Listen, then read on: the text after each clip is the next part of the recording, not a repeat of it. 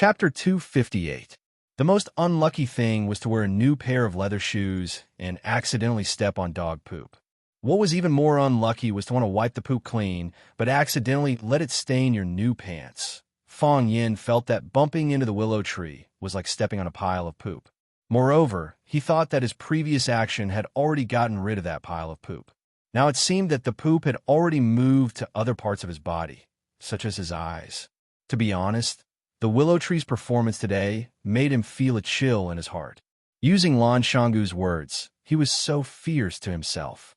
If it was his enemy that fell into his hands, there would only be death. Everything that the willow tree did was to ruin himself. He sank his face in dignity to the bottom of the valley. He treated himself as a pile of mud. He already said that he was a pile of mud. How could you laugh at him and step on him? No one laughed at him, and no one looked down on him. The trash that should have left the stage of Huacheng, instead, risked his life to climb up from that smelly ditch. Even at this time, his body still carried that stench, and some of his rotten flesh had already grown fat maggots. However, a man that could stand up from that kind of hopeless situation was a real man. He would always be able to gain more respect from others. Therefore, the willow tree became the central character of the Blue Mountain Club tonight. Lan Shanggu sat back on his seat and said, "These families that have been passed down for hundreds of years always have their own outstanding points, especially when it comes to the cultivation of their descendants. Every family has some unique methods. The saying that the Liu family produces talents isn't just for show. Most of the time, they use a free-range method and let you fight for it yourself. If you win and get it, then these things are yours. In order to train the strongest lion to take over, the Lion King doesn't mind his children killing each other." Lan Shanggu sipped his wine and said leisurely, "Previously, it was the willow tree that rushed out, so the Liu family piled all the resources on him. Afterwards, the willow tree met with a disaster and was seriously injured. The Liu family pushed Liu Qingming out. How could a big family without a young spokesperson work? They don't care about their own family, but they have to give those fellows that follow behind there but some confidence." Obviously, the willow tree wasn't convinced. He ran out tonight and put on such a show, which made the Liu family lose face, but announced his strong return. When he entered the door, he seemed to see Liu Qingming's car. If he was also in the Blue Mountain Club, he must be very sad to see this scene, right? Next, it will be a fight between two tigers, or one tiger following the dragon. It will be up to the brothers to choose. Fong Yin returned to his seat and said, "I'm not interested in the fights between you big clans. I'm from a small family. I just want to eat my fill and wear warm clothes. You're also one of the 4 prodigies of Huacheng. Can you help me talk to Willow Tree? How about that?" Lan Shanggu looked at Fong Yin with a smile and said, "Brother Fong, you are making things difficult for me. You and the willow tree are mortal enemies. It is said that the willow tree's good face was cut like this because of you. If I go and mediate between you, he will definitely hit me with a wine bottle. I admit that I broke his leg and scratched his face, but I had no choice. You don't know how dangerous the situation was at that time. He brought a group of people to kidnap my dearest family and wanted to kill me as well. I endured and endured, but I had no choice but to beat his legs and cut his face. After doing this, you don't know how sad I was. I haven't recovered until now." Lan Shanggu widened his eyes and stared at Fong Yin. He thought to himself, how could this guy say something so shameless? When were you sad? After you crippled the willow tree, you seriously injured the Jiang family, took Xia Tian to eat at Sky Number 1, and conveniently destroyed the famous Tai Chi master Lu Shiru. You still haven't recovered? Fong Yan's expression was sad, and he said in a sorrowful voice, "When I saw the willow tree take off his mask, I can't describe how I felt. How did a good young man become like this? Although I scraped him a few times, his face is really disgusting." This time, Lan Shanggu not only felt that the willow tree was dangerous, but also felt that the guy in front of him who talked about the willow tree with a pitiful face was even more dangerous. There were so many perverts these days that people didn't feel safe living. Lan Shanggu raised his glass to Fong Yin and said, "Brother Fong, let's not talk about other people's matters. You should have already guessed why I came to find you. Everyone is staring at the big fat piece of meat that is the Rubik's Cube, and our Lan family is no exception. With such a good thing like getting rich, we have to take care of our own brothers first, right?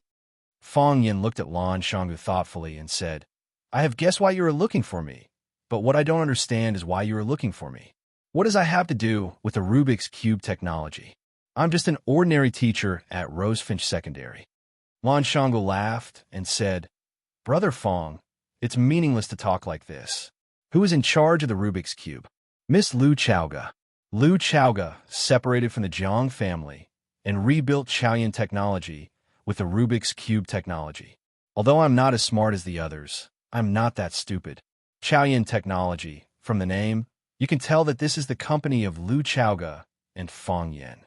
Can your position in the company, or your position in Lu Chaoga's heart, be light? Fong Yin shook his head and said, I am really not joking.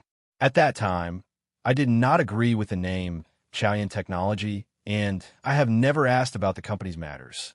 Why don't you talk to Lu Chaoga?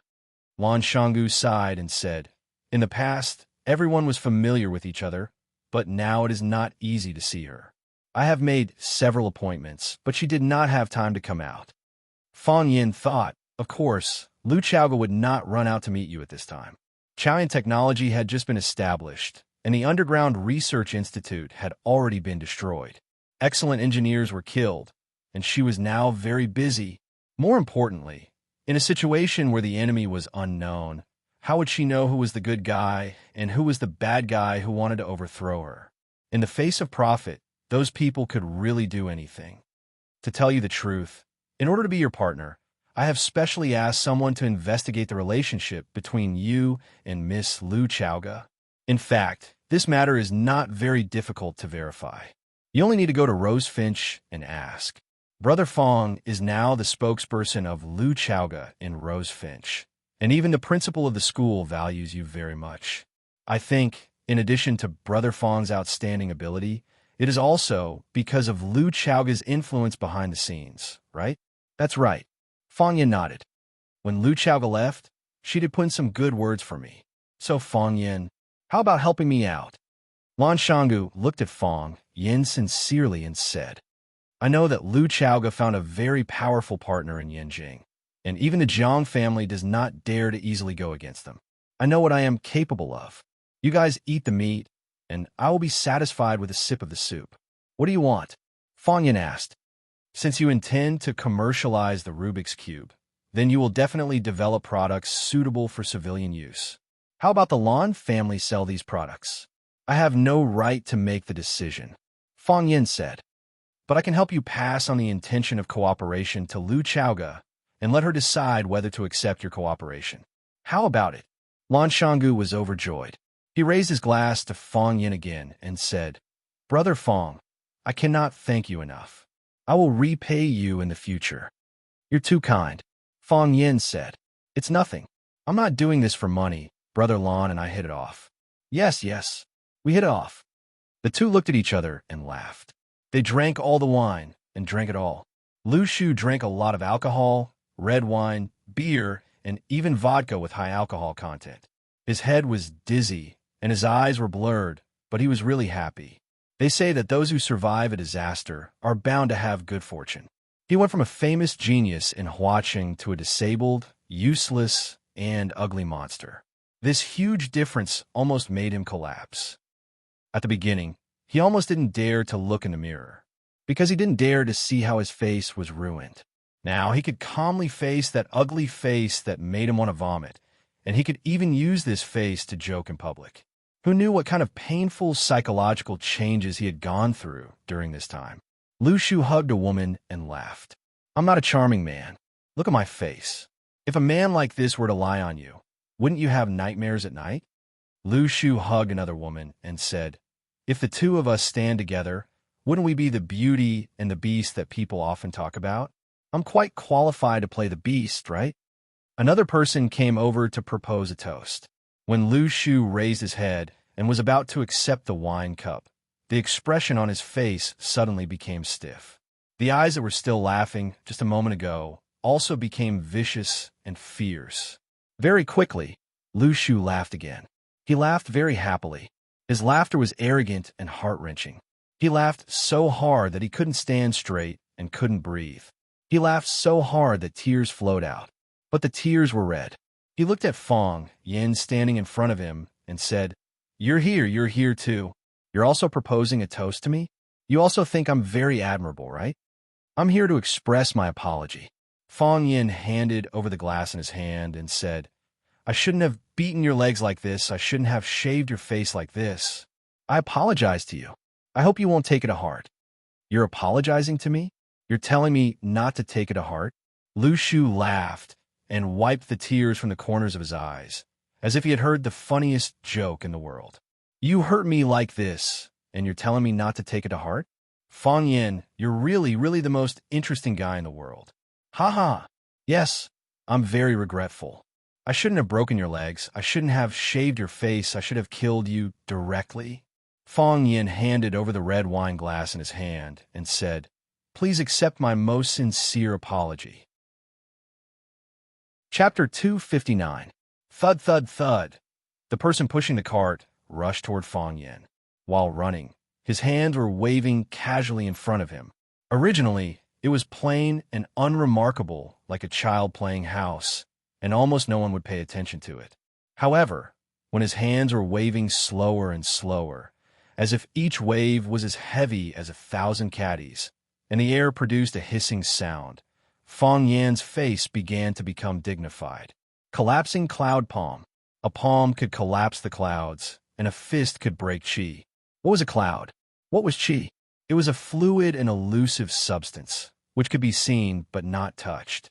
However, a fist could collapse the clouds, which showed how fierce and overbearing it was. If the master was humiliated, the subject must die. As the person pushing the cart for the willow tree, seeing Fang Yin humiliating his master, he was extremely angry and wanted to slap Fang Yin to death. The person pushing the cart was extremely fast, and in a flash, he rushed to the front of Fang Yin. Then he slapped Fang Yan's face. Fang Yin had destroyed the willow tree's face, so he wanted to smash Fang Yan's head. What people who practiced martial arts cared about the most was fairness. The person pushing the cart was tall and strong, even taller than Fang Yin by a head. After the process of accumulating power, the palm of the person who was waving the cart slowly turned purplish red. That was the reason why the internal energy was burning in the body to a boiling state. His movement also suddenly increased by countless times, and he slapped down as fast as lightning. Even Fang Yin could only see an afterimage, and the naked eye couldn't even see the person's body clearly. Hiss! The air squeezed even more fiercely, and a painful groan could be heard. Fang Yin wasn't sure whether this collapsing cloud palm could collapse the clouds, but he knew that it could definitely collapse the air and his head. Fang Yin lightly stretched out his hand. If someone wanted to slap him, he would just stretch out his hand to block. It was that simple, bang. The cup in the willow tree's hand suddenly exploded. It was injured by the internal energy that burst out from the palm of the person pushing the cart. Fang Yin held the wrist of the man who was pushing the cart. His palm had already returned to its normal color. This was because the energy in his palm had been released. Fang Yin looked at the ugly face of the willow tree and said with a smile, Willow tree, I'm not joking with you. I'm really sorry. I'm sorry for only breaking your legs and scratching your face. I should have just killed you. If I was more ruthless at that time, if I didn't think about the consequences, if I just used those pieces of paper to cut your neck, your blood would have long dried up, and your flesh would have long rotted. How good would it be to die? Dead people are cuter, aren't they? As Fang Yin spoke, he tightened his grip on the cart pusher's arm. The sleeves of the man pushing the cart began to emit white smoke. His black suit and white shirt had been burned. The cart pusher's forehead began to sweat. That was because the bones in his arm were about to be deformed by Fang Yan's grip. The cart pusher's face began to contort as the blood vessels in his arm suddenly burst open. Blood sprayed wildly, but stopped very quickly. When Fang Yin loosened his grip, the cart pusher's arm had already become a fried dough twist. a ball of dry wood that had lost blood and water. The palm and the arm suddenly separated. The piece that Fong Yin was holding had lost its vitality. The qi couldn't flow, and the blood couldn't flow. His right arm was completely destroyed. Fong Yin didn't look at the ferocious expression of the cart pusher. He didn't like ugly things. The willow tree also didn't turn around to look, as if the cart pusher had nothing to do with him. Fong Yin also didn't like the willow tree's face, but he still insisted on looking at him seriously and said, "You know what you've done, and I also know what you've done. Not to mention the billions of people in Huaxia. Even the Blue Mountain Club tonight is full of talents. There are too many smart people in this world. It's not just you, it's not just me. So I really don't understand. Why do you think you can deceive everyone? You made such a big show. You trampled on the face and dignity of the Liu family. You want to prove to everyone that you've come back strong. You want to let people know that you're still alive. Don't tell me you really came back tonight." The willow tree also didn't like Fong Yin. When he saw Fong Yan's face, it was 100 times, 1,000 times, and 10,000 times more painful than when Fong Yin saw his face. Fong Yin felt pain because his face was too ugly, and he felt pain because Fong Yan's face wasn't ugly at all. If Fong Yan's face could become the same as his face, then he would be able to smile from the bottom of his heart, right? Why didn't you do that? The willow tree said with a smile. The first time we met, I wanted to frame you. I wanted to provoke you and Jiang Zhulu to fight. At that time, you should have hated me, right? Later, I did so many heartless things. I even wanted to kill you and Lu Chaoga. I already did that. Why didn't you kill me? I've investigated you. I know that you're never willing to suffer losses. I've already treated you like this. Why didn't you kill me at that time? What's the big deal about breaking my leg? What's the big deal about shaving my face? You directly pierced my heart, cut my neck, and even at that time, you didn't drag me back from the window. If you let go, I might have fallen to my death from the downstairs. Of course, I might not have fallen to my death. So, you should have moved a table and smashed it down, the big table in the study. I've touched it. It's made of rosewood. I'm afraid it's 800 kilograms. It's heavy. I can't move this 800 kilograms, but I know it's not a problem for you. You can even kill people with a piece of paper. Before you use this move, I never thought about it. To be honest, when you use this move, it's really too charming. If I were a woman, I would like you. Oh, I'm off topic. You moved that big table and threw it down, smashing on top of my head. My head will explode, just like how you crushed Chun Pu's arm. My brain will splatter everywhere. Those plants that drank my blood and ate my brain will grow very well. Fong Yin, why didn't you do that? If you did that, I would already be dead. You're also a martial artist, don't you know? When a person's heart stops beating, that person is absolutely safe. Why don't you have any sense of safety? Say, if I accidentally kill you in the future, who will be to blame? You or me? If you don't want me to take revenge, that's impossible. I will definitely take revenge. I worked so hard to live. I ran out to act as a clown. I wanted to get more people's recognition, to get more power. What did I do all of this for? I did it for revenge. How can you not let me take revenge? But once I take revenge, you may die. Not only you, your family, your friends, everyone close to you will die. Oh, I forgot, there's also the students. Those students of yours, I won't let them go. If I really can't find someone to take revenge, I don't mind looking for those students. If you dare to touch them, even a finger of theirs. Lu Shu, I can also do what you said. I will kill your family, kill your friends, kill everyone close to you. I will make your Liu family die without descendants. You see, you're angry. Why are you angry? I'm already like this. Why are you still angry with me? You can't let an ugly trash like me follow some etiquette and morality, right? Lu Shu crazily looked at Fong Yin and said, "Impossible. I don't care about etiquette. I don't care about honor. If I cared about honor, I wouldn't have learned to walk like a duck. My heart is already dead. In fact, my body is already dead. What you see now is a vengeful corpse." Lu Shu reached out his hand to touch Fong Yan's hand, put his hand on his neck, and said, "You see, I've said it so clearly. Don't you want to strangle me to death? Come on, a real man. Since you think like this, you should do it immediately. Come on, strangle me to death, just like how you just broke Shinpu's arm." Such a good internal martial arts master was destroyed by you just like that. Fang Yin stretched out his hand and strangled Lu Shu's neck. Yes, it should be like this. Lu Shu smiled happily. It should be like this. Use more strength. Fang Yin, use a bit more strength. You should make me unable to speak. You should make me unable to breathe. You should make me stick out my tongue like a hanged ghost. Fang Yin, use a bit more strength. Let me show everyone one more time before I die. Let them see how one of the four prodigies of Huacheng, Lu Shu, dies. It's not that I'm boasting, but this kind of scene, I'm afraid you'll only see this once in your lifetime. Fang Yan's hand began to exert strength. Lu Shu could no longer speak, could no longer breathe. His face began to turn purple, and his tongue had already protruded out. His mood was very good, because he was smiling very happily. There was no fear in his eyes, not even a trace of fear. There was actually an excited expression. He was asking for death. Fang Yan's expression changed. Then he squinted his eyes and smiled. He let go of Lu Shu's neck and very considerately helped him tidy up the creases in his shirt. He smiled and said, "How can you die? I don't want you to die. I want you to live to 100 years old. Because I know, for you, living is more difficult than dying. Lu Shu, I hate you so much, so I can't let you die. I want to see you live well. I want you to see me get married and have children.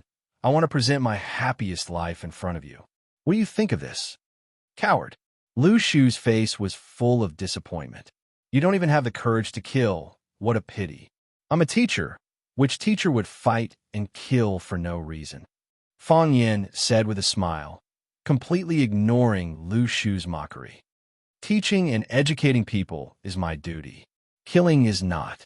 I say, aren't you lacking an apology?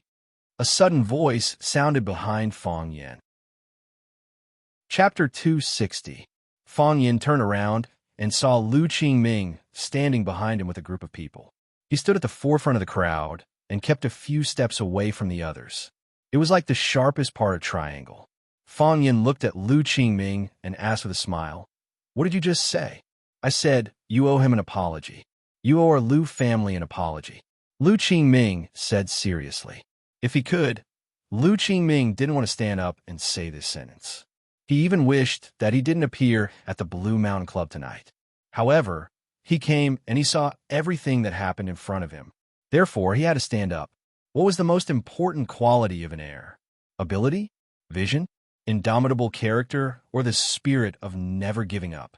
All of these were needed. Of course, the most important thing was to be responsible.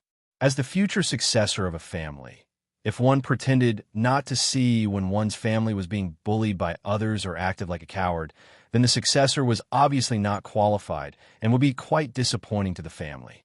If he couldn't even protect his own brother, how could those distant relatives or other people who were fighting behind the Lu family dare to hope that he could stand up and protect them when they were in trouble? Lu Qingming knew that Lu Shu did on purpose. He knew that he would appear at the Nanshan Club tonight. And he also knew that Fang Yin would appear at the Nanshan Club. Lu Qingming dared to swear on his character and even the reputation of his fiancée, Wang Jinghong. Otherwise, how could there be such a coincidence? Lu Qingming never believed in coincidences. The so-called love at first sight might be the result of thousands of painstaking waiting in the dark. The so-called telepathy might just be mutual consent. Why did Lu Shu do this? Before he stood up and said this sentence, Lu Qingming had already thought of the answer to this question. He wanted to provoke Fang Yin and see if Fang Yin dared to kill him in public. If Fang Yin killed him, he would win this battle. Anyone could see that for the willow tree, living was much more difficult than dying.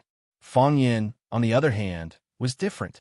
He was young and promising, lived a rich and colorful life, was powerful, and had a good relationship with others. He did not want to be buried with the willow tree at this time. Also, he was testing him. If he stood up for him, then he would definitely have the most intense conflict with Fang Yin.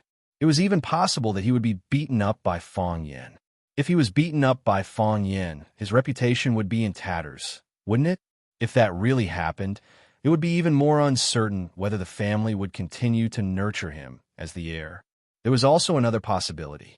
If he was afraid of Fang Yin and was unwilling to stand out, the family would definitely give up on him and choose another successor. There was no doubt about this. Lu Qingming knew that Lu Shu's heart was filled with hatred. He not only hated Fang Yin, but he also hated himself. He hated this cousin who had replaced him even more. However, he still had to step forward. He knew that this was a trick of the willow tree to kill 3 birds with 1 stone, but he still had to stand up and say this sentence. Lu Qingming could see that this was a trap, and the willow tree also dug this trap openly. However, he still had to jump down. This was the scary part of the willow tree, and also the reason why he was afraid of the willow tree from the bottom of his heart. Fang Yin smiled and looked at Lu Qingming and said, "I can understand your feelings at this time. Standing up and saying this sentence must be very difficult for you, right? If I had directly strangled him just now, wouldn't your mood be better?" Lu Qingming frowned and said, "Don't sow discord. This is not what a gentleman should do. Lu Shu is my big brother. No matter what you say, we will be a family. I was trying to sow discord in such a subtle way, but you actually saw through it." Fang Yin said with a surprised face, "When I was strangling his neck just now, you must not have seen it, right? If you saw it, you would have come over and asked me to let go. Isn't that right?" Lu Qingming's face was extremely ugly, but it was difficult for him to refute Fang Yin's vicious words. When he came to the Blue Mountain Club, many people saw him. He came earlier than Fang Yin, so naturally, he came earlier than the willow tree. If he didn't see the conflict between the willow tree and Fang Yin, wouldn't he be laughed at by these people present? Everyone was smart, and deceiving oneself was the most stupid behavior. Wang Jinghong walked to Lu Qingming's side with a glass of wine, looked at Fang Yin, and said, "At that time, he was lying on my body and busy. How could he have the time to pay attention to these trivial things outside?" Hua! Many people looked at Lu Qingming with a playful expression, and more people thoughtfully looked at Lu Qingming's fiancée, Wang Jinghong. This woman was not simple. She deliberately said that her relationship with Lu Qingming was so ambiguous, but also helped Lu Qingming to get out of trouble. She had courage and wisdom. If Lu Qingming betrayed her in the future, perhaps these people present would spurn him for a lifetime. The pressure on Lu Qingming's body suddenly decreased. He coldly stared at Fang Yin and said, "We don't have anything else, but we have a bit of backbone. The Lu family's people can't be bullied by anyone." "Ha!" Fang Yin slapped Lu Shu's face. Lu Shu simply had no time to react and dodge. After being slapped heavily, blood flowed from the corner of his mouth. "I've already bullied him, and I'm not going to apologize. What do you do to me?" Fang Yin asked back. "You're going too far," Lu Qingming angrily shouted. As soon as his voice came, a group of black-clothed people quickly came forward and surrounded Fang Yin. Lu Qingming was the heir that the Lu family was cultivating, so his defense was naturally much stronger than that of the disabled Lu Shu. Especially after the incident of Lu Shu being injured, they didn't dare to have any negligence on Lu Qingming. A few black-clothed people's temples bulged. At first glance, it was obvious that they were experts with deep foundations. There were also a few people who put their hands into their pockets. Obviously, there were weapons that they could rely on. This time, Lu Qingming was going to go all out. "I don't care about my personal honor, but the honor of the family must be maintained," Lu Qingming said loudly. "I know that your skills are good, and ordinary people can't do anything to you. I also know that neither I nor the bodyguards behind me are your opponents, but if you don't apologize, I will never take a step back. Only death awaits." "Pa!" Fang Yin backhanded a slap, and Lu Shu was hit again. This time, Lu Shu wanted to dodge, but how could his speed be faster than Fang Yin's? Walala, someone took out a gun, and the pitch-black muzzle was aimed at Fang Yin's head and chest. As long as Lu Qingming gave the order, they would be able to surround Fang Yin in the middle and turn him into a sieve. Everyone held their breath. Their eyes were wide open, and they looked at the scene in front of them in surprise. Had these people all gone mad? Wan Shanggu sighed softly. He knew that he had to step forward. He was the one who invited Fang Yin. If something happened to him, his wish would be completely ruined. Even if nothing happened to him, if he didn't step forward to help him when he was in trouble, he would probably have a negative impression of his character, right? Lan Shanggu walked between Fang Yin and Lu Qingming and said with a smile, "It's rare for everyone to have time to drink together. Why are you so nervous? Both of you give me some face, and let's end today's matter here. How about it?" Fang Yin didn't care. He looked at Lan Shanggu and said, "Brother Lan, I was invited by you. You could do whatever you want. I'll listen to you." That couldn't be better. Lan Shanggu smiled and nodded, but his heart was extremely bitter. Fang Yin, this bastard, meant that since I was invited by you, I'll let you settle this matter for me. I won't care about what happens next. If you don't care about it, why are you slapping Lu Shu left and right? The dignified young master of the Lu clan, one of the 4 prodigies of Huaqin, was taught a lesson like a grandson. Who would feel comfortable seeing that? He couldn't just sit on a mountain and watch the tigers fight. He was forced by this brat to take a side. When everyone present heard Fang Yan's words, they would think that he had a very close relationship with him, right? How would the Lu clan look at him? Now that things had come to this, it was too late for Lan Shanggu to regret. He looked at Lu Qingming and said, "Qingming, there's no problem with Fang Yin anymore. What do you say?" Lu Qingming hesitated for a moment and said, "I have to give Brother Lan face. Today's matter can end here, but I've formed a grudge with him." Lan Shanggu laughed loudly and said, "Qingming, I'll remember this favor." Lan Shanggu pulled Fang Yin and wanted to leave. This Blue Mountain Club really wasn't a place to stay for long. The wind behind him whistled. Fang Yin suddenly turned around. Boom! Fang Yin punched out, colliding with the cart pusher Chun Pu's fist. Chun Pu's right fist was injured, so he used his left fist to attack. Not only did his strength not weaken, but it became even more vigorous. If this situation occurred, then it proved that Chun Pu was left-handed. He didn't know whether to praise this guy's insidiousness or laugh at his stupidity. He actually wanted to hold back when fighting with him. The 2 fists collided and energy flowed everywhere. Even though Chun Pu had secretly prepared for a long time, Fang Yan's sudden attack still gave him the upper hand. Chun Pu didn't have enough energy, and his feet slipped on the floor. Fang Yan's body moved forward, as if attracted by that energy. When Chun Pu's old energy was exhausted, Fang Yan's fist suddenly opened, and his palm quickly wrapped around Chun Pu's fist. "I hate sneak attacks," Fang Yan said. He suddenly exerted force, and only a kacha sound was heard. Chun Pu's fist was squeezed together and turned into an ugly meatball. His finger bones were all broken and became a pile of bone fragments. Chun Pu screamed. He couldn't bear the pain anymore and fainted on the ground. Chapter 261. If you don't do some things well, you're bullying others. If you do it well, you're not as good as others.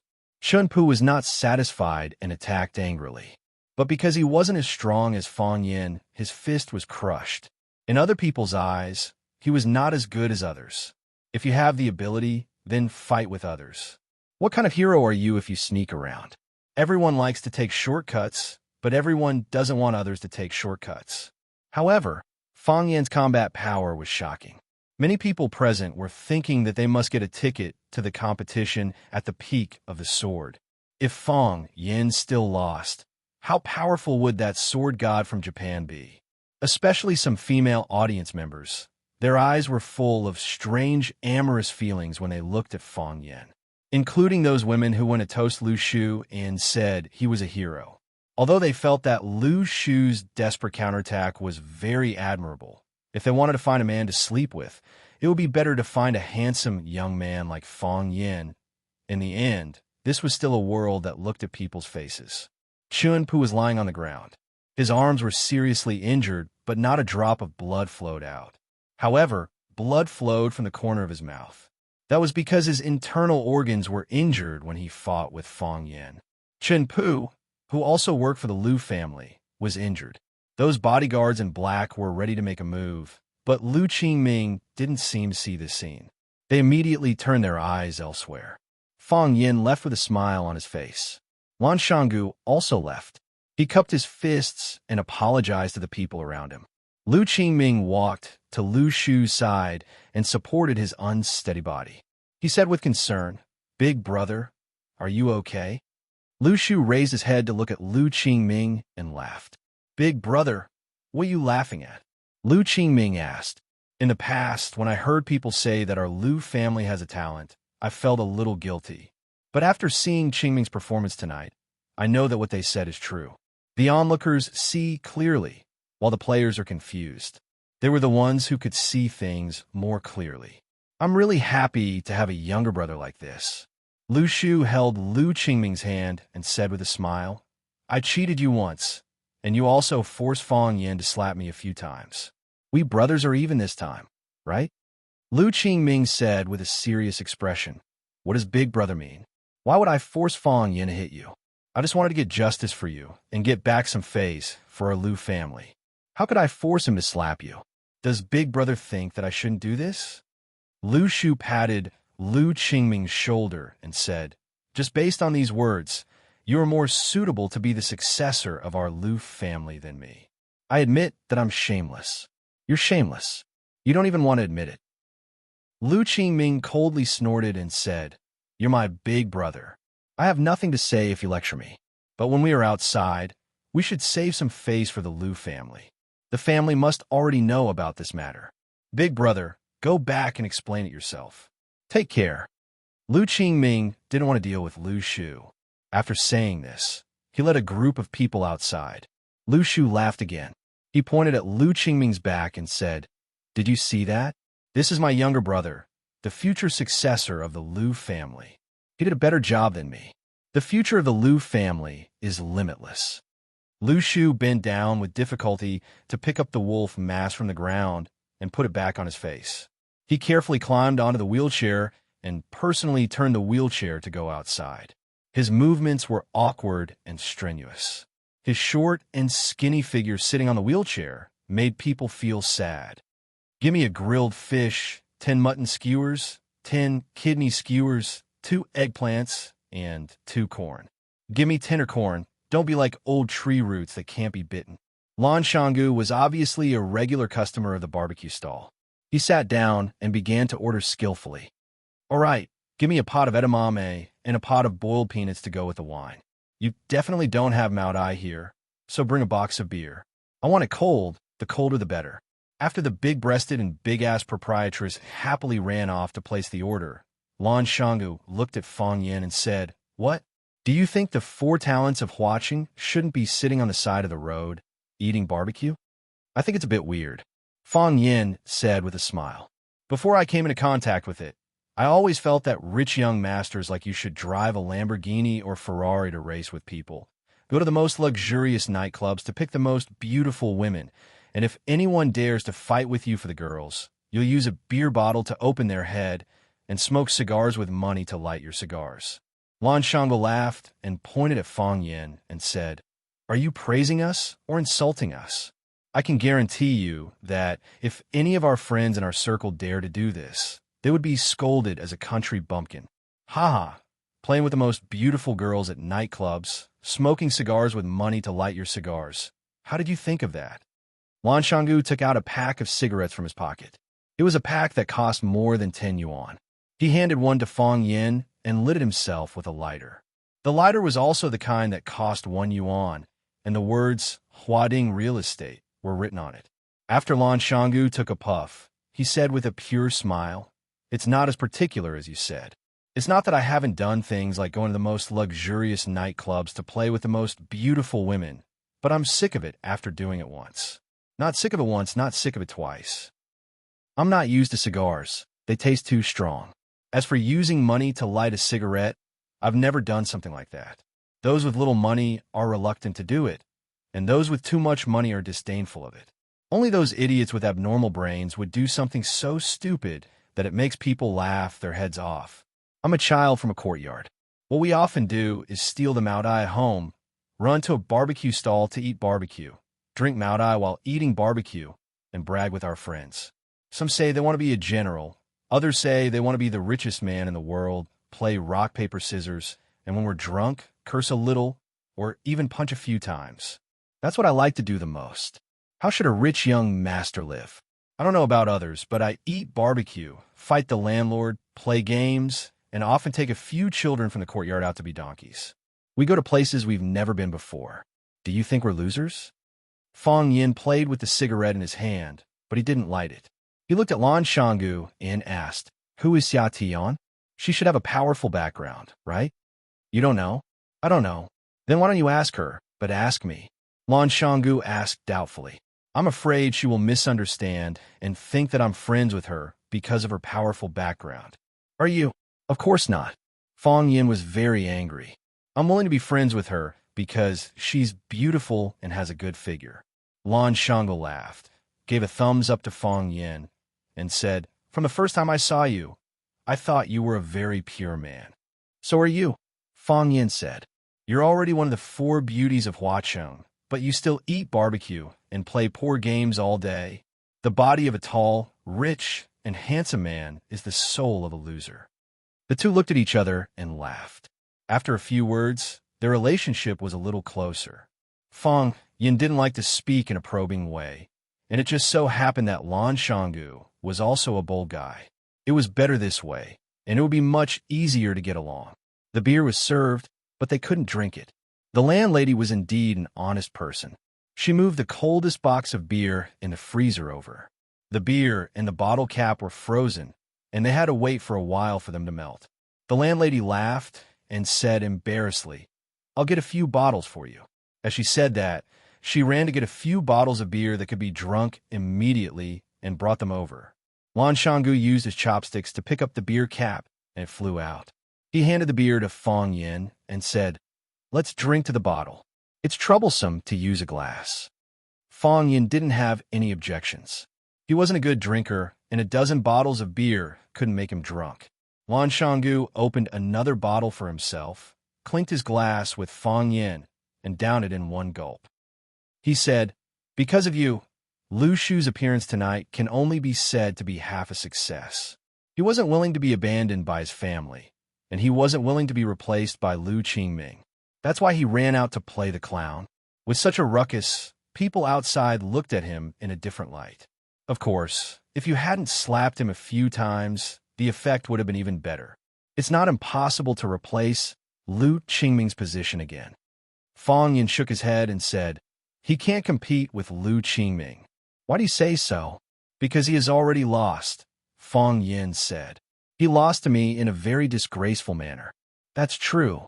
For such an accident to happen, the Lu family would definitely not be able to get over it. Besides, his face has been shaved like this, and the Lu family can't help him up again. If such a person is pushed out in public, does the Lu family still want their face?" Lan Shanggu looked at Fong Yin with a puzzled expression and said, "He hates you. I can understand that. But why do I feel that you hate him even more? When you were strangling his neck, I carefully looked at your expression. I know that you really wanted to kill him on the spot. Is there such a thing?" Fong Yin pretended to be ignorant.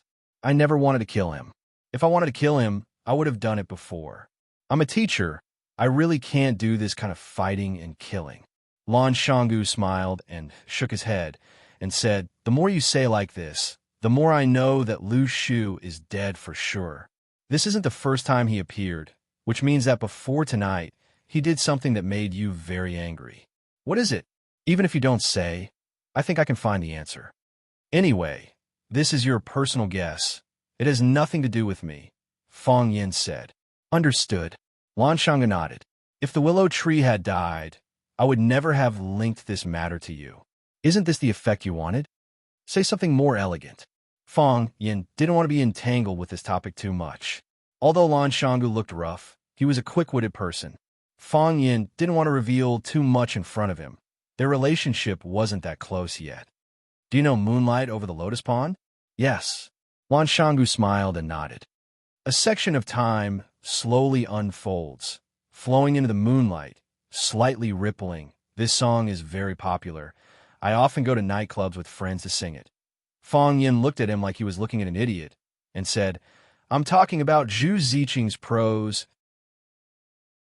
Chapter 262. After Lan Shanggu left, Fong Yin sat there trembling with anger. That loser who kept saying that his hobbies were eating barbecue, fighting the landlord, and playing computer games at a Bentley Mulsanne that was worth tens of millions waiting at the intersection with a group of bodyguards in black. What was the meaning of this? Didn't you say that you liked to keep a low profile? Didn't you say that you hated showing off? Did your parents know that you were so pretentious? What made Fong Yin even angrier was that you didn't King take me with you when you left. When Fong Yin saw the shirtless and red-necked barbecued friends of the nearby tables looking at the back view of the luxurious motorcade in shock, he did not know how to vent the anger in his heart. The lady boss carefully walked to Fong Yan's side and asked with a smile, That gentleman just now is your friend? You misunderstood, Fong Yin said with a straight face. He's my chauffeur. I asked him to go out and do something. To show that he didn't care at all, Fong Yin even used his chopsticks to pick up the last chives on the plate and chewed them in his mouth. It's too overcooked, Fong Yin said to the lady boss. Yes. Please criticize me. We'll change it immediately, the lady boss said while nodding and bowing. If you come more often, I'll give you a 20% discount. Today, the two of you spent a total of 426 yuan. After the 20% discount, just give me 400 yuan. Fong Yan's face was as black as charcoal. That bastard Lan Shanggu. He didn't even pay when he left? Fong Yan took out 400 yuan and handed it over.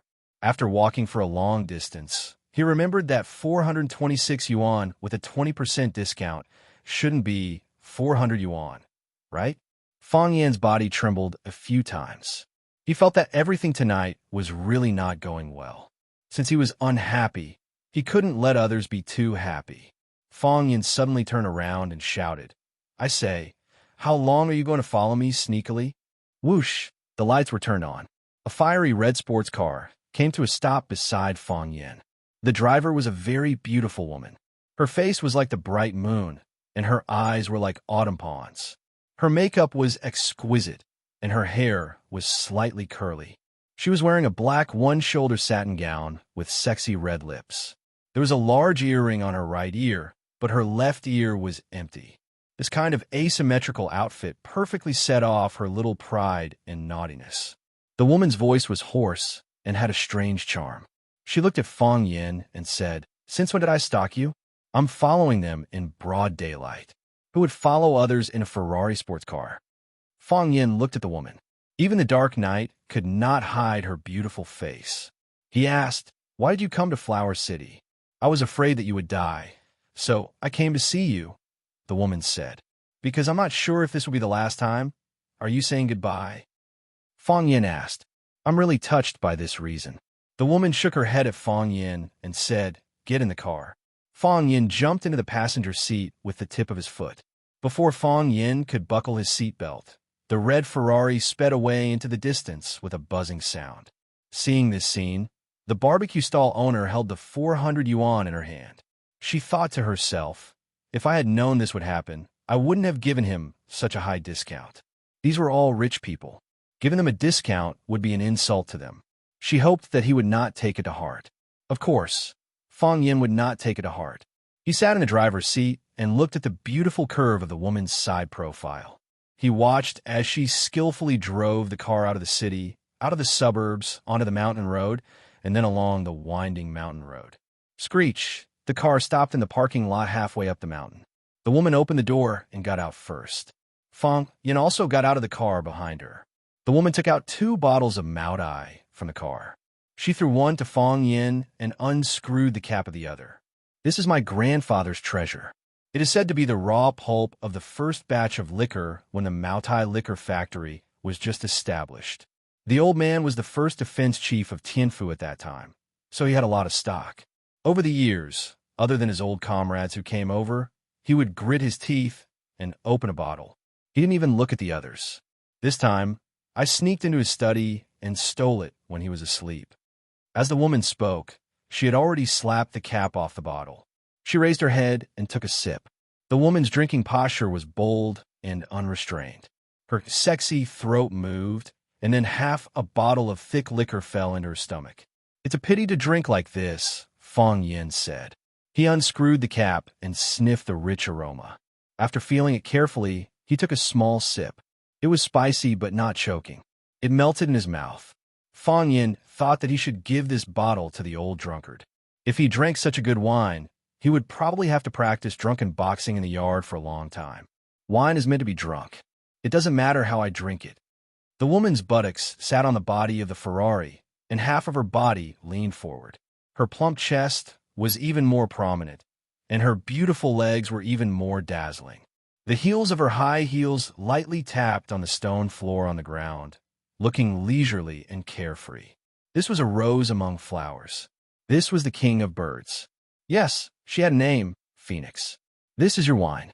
You can drink it however you want, Fong Yin said. Phoenix looked at Fong Yin and said, "Are you afraid?"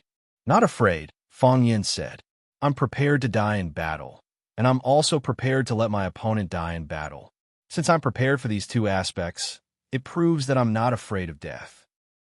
Phoenix shook her head and said, "This is not your style. What style should I be?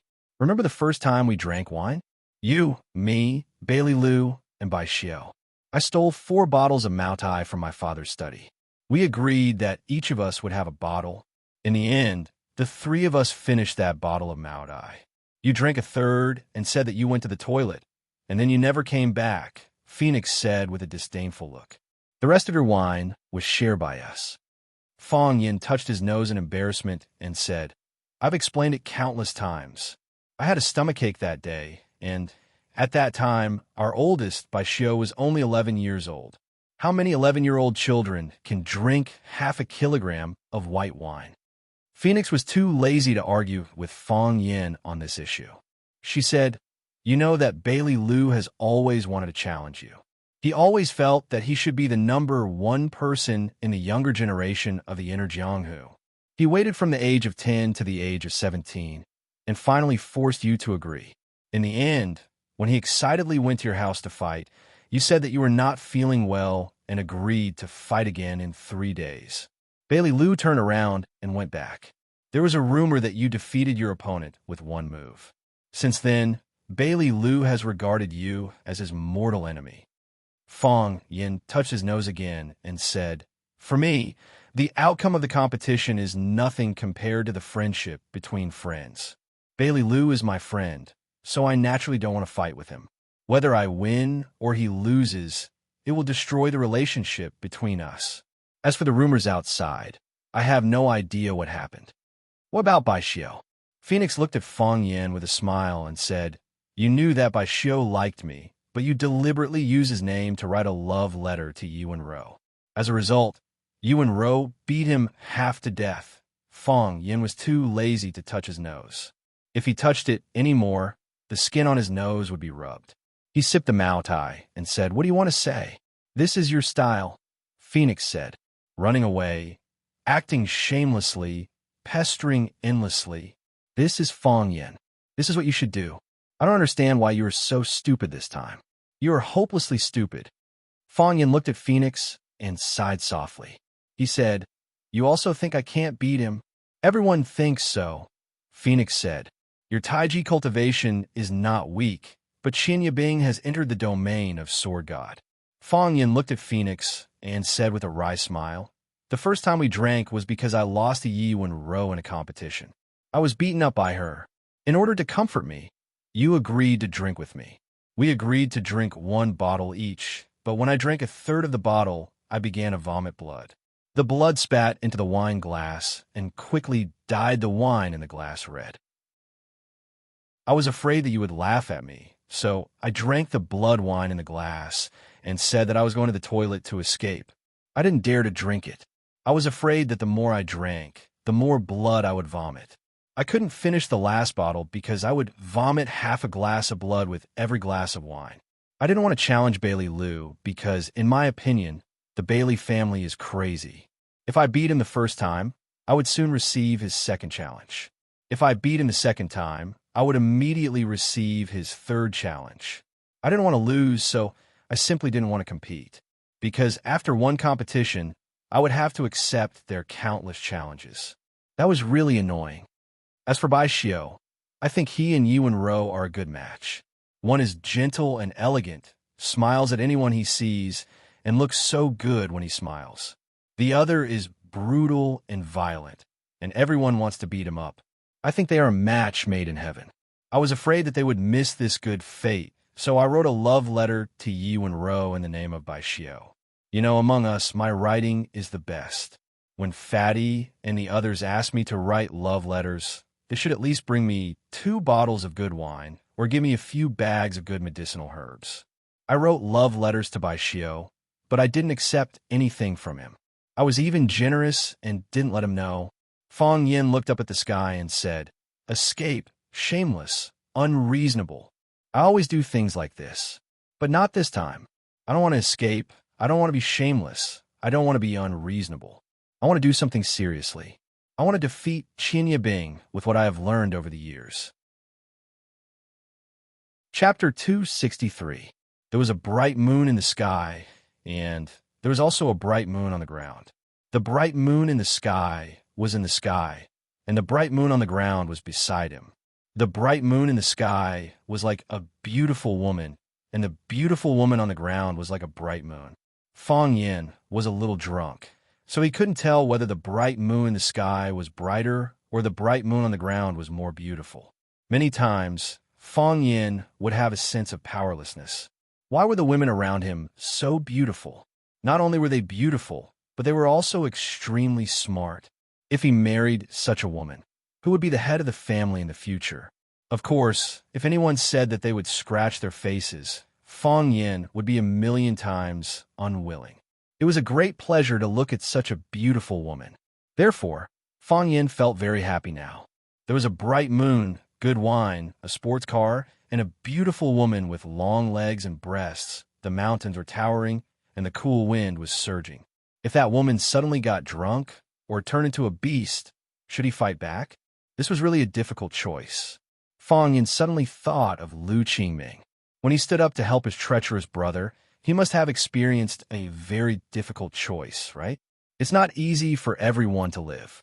Fong Yin said with a sigh, "Gu-gu-gu." A woman could actually make such a bold and heroic sound while drinking. The sound was loud, but the way she raised her head and poured the wine in her mouth was really sexy and crazy. Her neck was so slender, her skin was so white, her fingers were so beautiful, and her armpits were so clean. Phoenix drank the remaining half of the wine in one breath and threw the empty bottle in her hand toward the mountain stream. The bottle left her hand and quickly turned into a black shadow. The black dot disappeared, but there was no echo for a long time. Phoenix squinted at Fong Yin and said, "I don't want to see you change. I still hope that you're the same as before. You drank and ran away because you couldn't drink anymore and didn't want to drink anymore.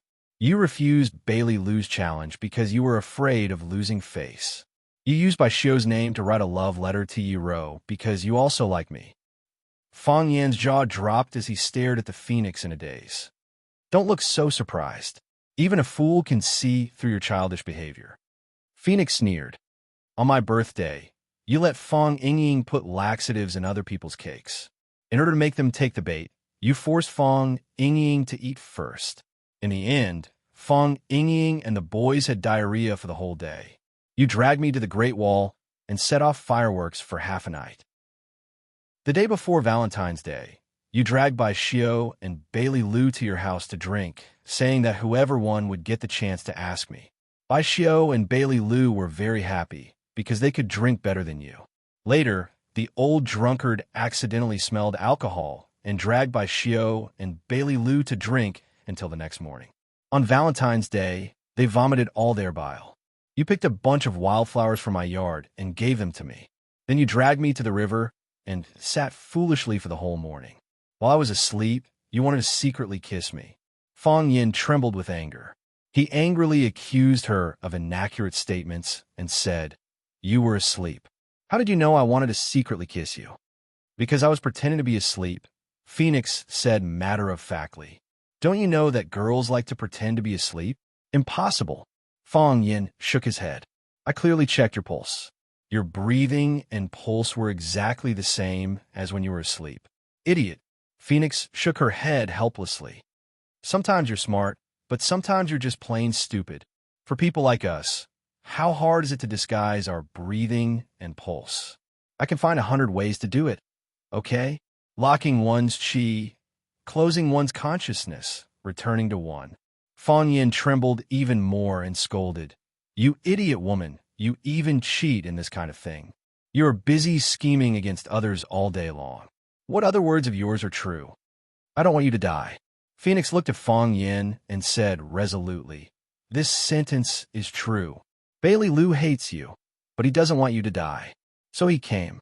Bai Xiu doesn't want you to die either, but he can't come. He said that you don't like him. If he comes, it will only make your state of mind unhappy. This hypocrite. Fang Yin gritted his teeth and said, you obviously don't want to do something, but you always say it in such a dignified way. No wonder the two of you can get together. Phoenix was silent. Fang Yin didn't want to say anything even more. Yes, Fang Yin liked Phoenix, but the person Phoenix liked was Bai Xiu. Fang Yin's first love was snatched away by another man. Oh, it couldn't be said to be snatched, because the girl had never belonged to him. You picked a flower and put it in your hair. I rolled the iron hoop in the alley. Your smile was so bright in your eyes in those carefree days, when he was the most beautiful youth in the world. Fang Yin also loved the girl with all his heart. On that cold morning, in the snow-covered winter, Phoenix and Bai Xiu walked hand in hand in the snow. Fang Yin's body shrank at the mouth of the alley, like a turtle trying to bury its body in the knee-deep snow. The snow that year was very, very heavy, and the winter that year was very, very cold. Fang Yin cried. He squatted in the snow and cried like an abandoned child. That was Fang Yin's first love, fragile and sensitive. A gust of wind could blow it away. You don't understand, Phoenix said. Bai Xiu and I are the same kind of person. I know, you don't deserve me, Fang Yin said. Phoenix giggled and said, you're right, I don't deserve you. Seeing that Fang Yin was also laughing, Phoenix looked at Fang Yin seriously and added, Fang Yin, what I said is true. All right, Fang Yin said with a wave of his hand. So this is the legendary good guy card. You women are really good at playing this card, saying that you're too good, that I don't deserve you, and that you should find a girl who deserves you. Rejecting you makes you feel happy. When we realized that something was wrong, you had already turned around and rushed into the arms of another man who wasn't a good person. Phoenix laughed even more happily and said, right, Fang Yin, this is the real you. Weren't you good in the past? Everyone thinks you're shameless and despicable, but no one has ever worried about your safety.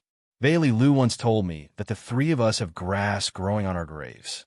Maybe you've even grabbed the little girl's hand to read her fortune. Fang Yin, why do you want to change? Not because you've grown up, not because you've matured. Who said that you have to die once you've grown up? Who said that? Who said to let him die once in front of me? Fang Yin looked up at the bright moon in the sky. The light of the bright moon also shone on his delicate face. His eyes were firm and his voice was soft as he said, I want to win glory for the country. Phoenix left. She left in a rage. When she heard that Fang Yin insisted on fighting to the death in the Qin military department because he wanted to win glory for the country, she felt as if she had been poisoned by hundreds of strange poisons. She couldn't stay any longer. She was afraid that she would be angered to death by Fang Yin. If Phoenix became a dead bird, that would not be beautiful. Fang Yin felt sad. They did not understand his feelings. At this moment, the sports car came back with a buzzing sound. Phoenix threw the car behind Fang Yin and jumped down from the driver's seat. She strode toward Fang Yin. Fang Yin stepped back and sat down on the body of the sports car. Fang Yin, I will give you another chance.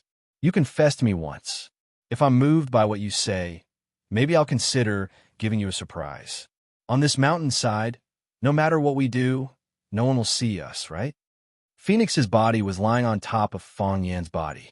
Her hands were propped up on the car, creating a huge gap between the two of them. It was precisely because of this huge gap that Fang Yin was able to get a panoramic view of her full chest.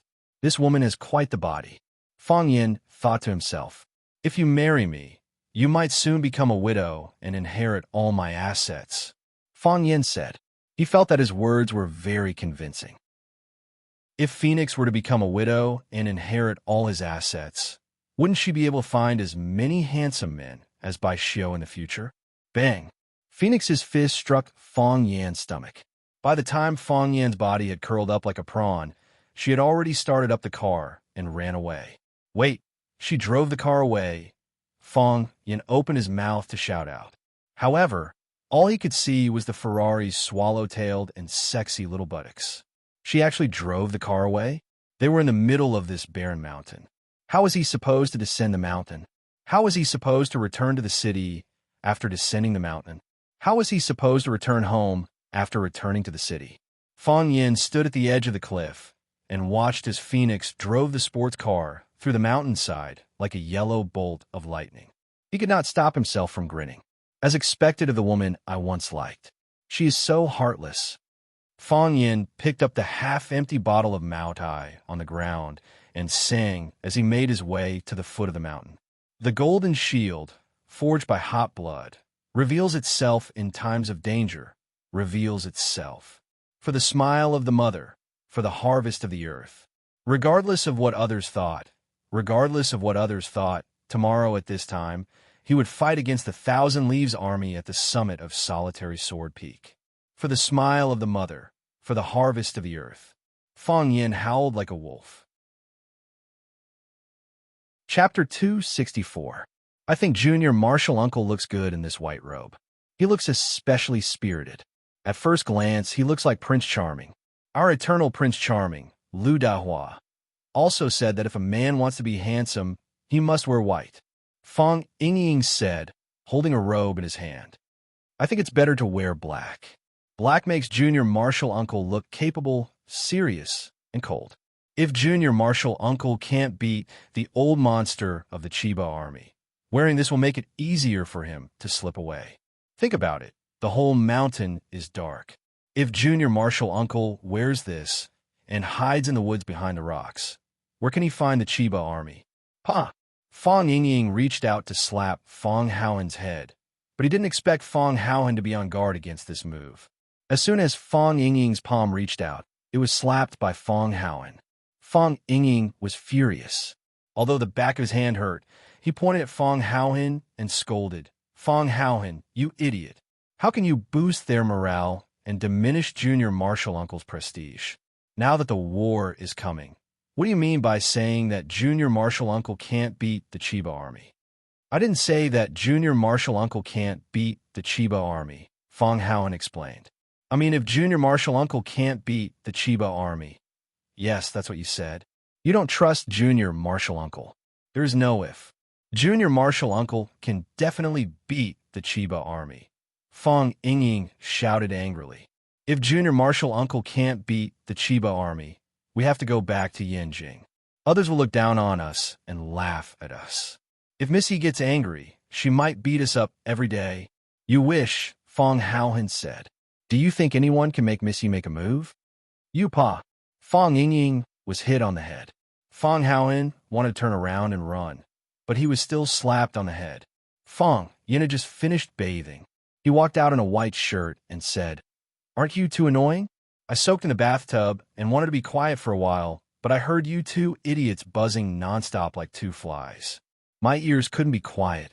Fong Ying's head was burning with pain, but he looked at Fong Yin with a fawning expression and said, Junior Martial Uncle, we are choosing your battle robe for tonight. I think with your temperament, white suits you the best. Shimin Chue Shui wears white. A man, a sword, a white robe, standing on the roof of the palace. Uncultured. That's the Forbidden City, Fong Haoen said with disdain.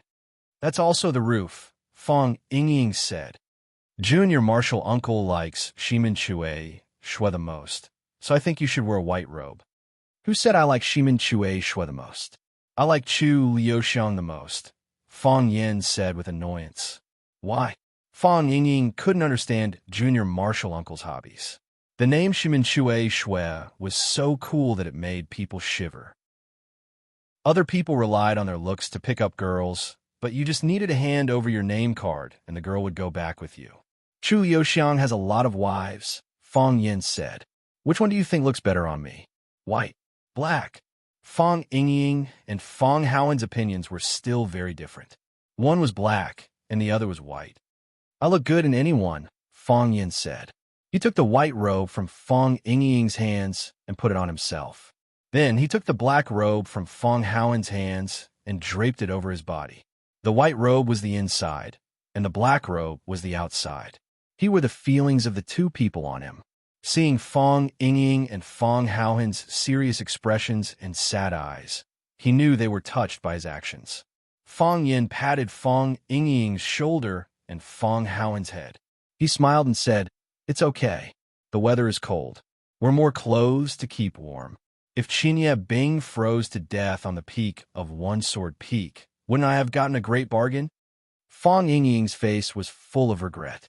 He said, "I should have prepared a set of armor for Junior Marshal Uncle." "Yes. It's good to buy a Transformer suit to wear." Fong Yin gritted his teeth and looked at the two bastards. He wanted to squeeze them into a meatball.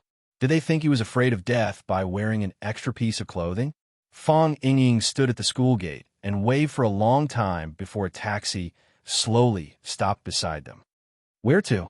The taxi driver looked at the three strange-looking guys in front of him and asked. Of course, he didn't open the door easily. "One Sword Peak," Fong Yingying said expressionlessly. "It's too far. I'm not going." Before he finished his sentence, the car had already disappeared. "Junior Marshal Uncle, those taxi drivers think we're kidnappers," Fong Yingying said angrily. This was already the sixth taxi they had stopped. Every taxi driver saw the expressions of the three of them, heard about their destination, and drove away. "Isn't it just going to One Sword Peak? Why are you so nervous? We really aren't kidnappers."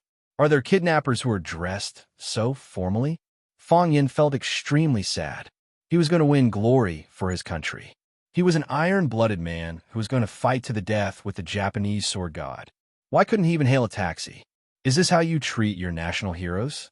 Fong Yin suddenly felt that he would never love again. He wanted to turn around and go back to sleep. "Use a taxi hailing app," Fong Haoen said. "I set the tip to be 50 yuan. Thankfully, with this 50 yuan tip, a taxi finally took the initiative to stop beside them. "To One Sword Peak?" the black-faced taxi driver asked. Fong Yin, Fong Yingying, and Fong Haoen were about to think of a reason to go to One Sword Peak in the middle of the night when the taxi driver asked the second question. "To watch the martial arts competition?" "You already know?" Fong Yin looked at the taxi driver in shock. "Hey, I've sent 2 groups of people there," the taxi driver said proudly. "Otherwise, who would be willing to go to such a dark place?" "Many people went there." "Many. I heard that the Guanyin platform at the foot of One Sword Peak is almost full. Ordinary people won't be able to watch this kind of competition between peerless masters, right?" Fong Yin said. He thought that it was a big loss not to sell the tickets in advance. "Bah, there are no peerless masters these days. Aren't they just bragging about themselves because they want to be famous? What Tai Chi Grandmaster? What Japanese sword god? It's probably not as good as the martial art competition I watch every night." Fong Yin touched his face. Fortunately, there was no saliva. Seeing that he still needed to find a way, Fong Yin resisted the urge to kill him. Fong Yingying understood Fong Yan's mood and said in a low voice, "Junior Marshal Uncle, I can also drive." "Shut up," Fong Yin said.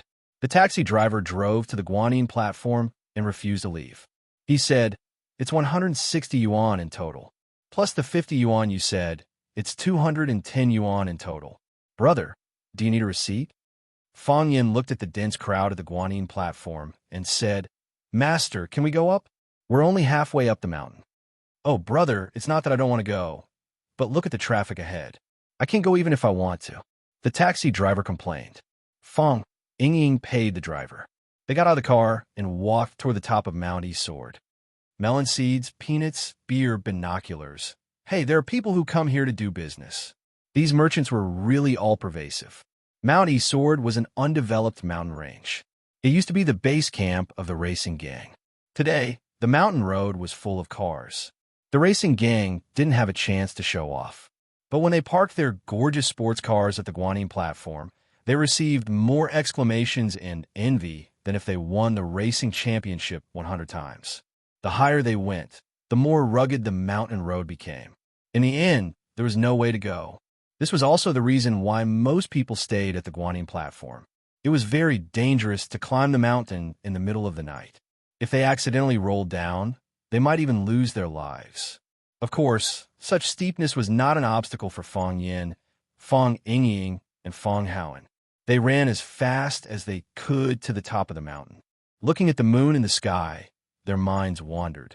"It's so cold," Fang Haoan said. Junior martial uncle was really smart. He put on 2 coats in advance. Fang Yingying didn't say anything. He stood at the top of the mountain with his head held high, bathed in the cool wind and moonlight. It seemed that he was about to face a battle of life and death. This feeling of immersion was really wonderful. Which martial artist didn't want to stand at the top of the world? At this moment, a white figure dashed up the mountain at high speed. His figure was like a white ape, a cheetah, and an immortal boar in the world. He didn't need to climb with his hands. With a tap of his feet, he jumped several meters up. Those odd-shaped stones and barbed thorns didn't bother him at all. In the blink of an eye, Chiba Hirobumi was already standing in front of Fang Yin. "You are very punctual," Chiba Hirobumi said with a smile. "This is the traditional virtue of our Huaxia people," Fang Yin said. Chiba Hirobumi pointed to the crowd on the mountainside and said, "A lot of people came. It's normal for an expert like me to have 300 to 500 fans. They all want to see me defeat you with their own eyes." Chiba Hirobumi chuckled and said, "Someone deliberately released the news. They want you to die. They want you to be defeated in front of countless people. They want you to lose your reputation. It seems that your relationship with people is really bad." A wise man like Chiba Hirobumi could see the whole picture with a glance. When he saw the crowd below, he understood that there was another group of people behind the battle. Moreover, it was a group of people who were not kind to Fang Yin. Of course, Chiba Hirobumi didn't have good intentions when he talked about this topic with Fang Yin before the battle. "I like to defeat you when others want to see me defeated," Fang Yin said with a smile. "We call this behavior face-slapping." Chapter 265.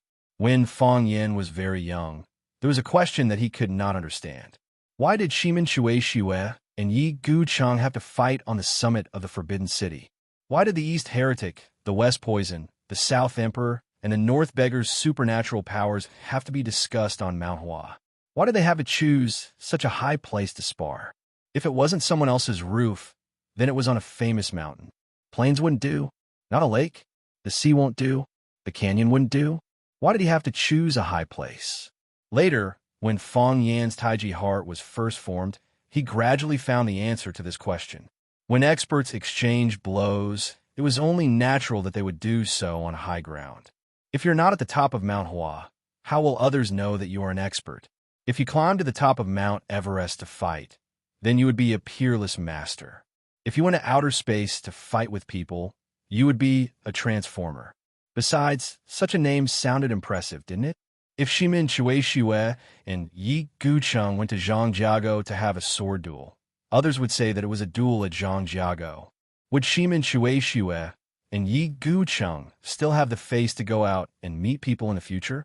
The tallest mountain in Flower City was the Yi Sword Peak, which made Fang Yin feel deeply regretful. The wide-sleeve robe of Chiba revealed half of her fair breasts.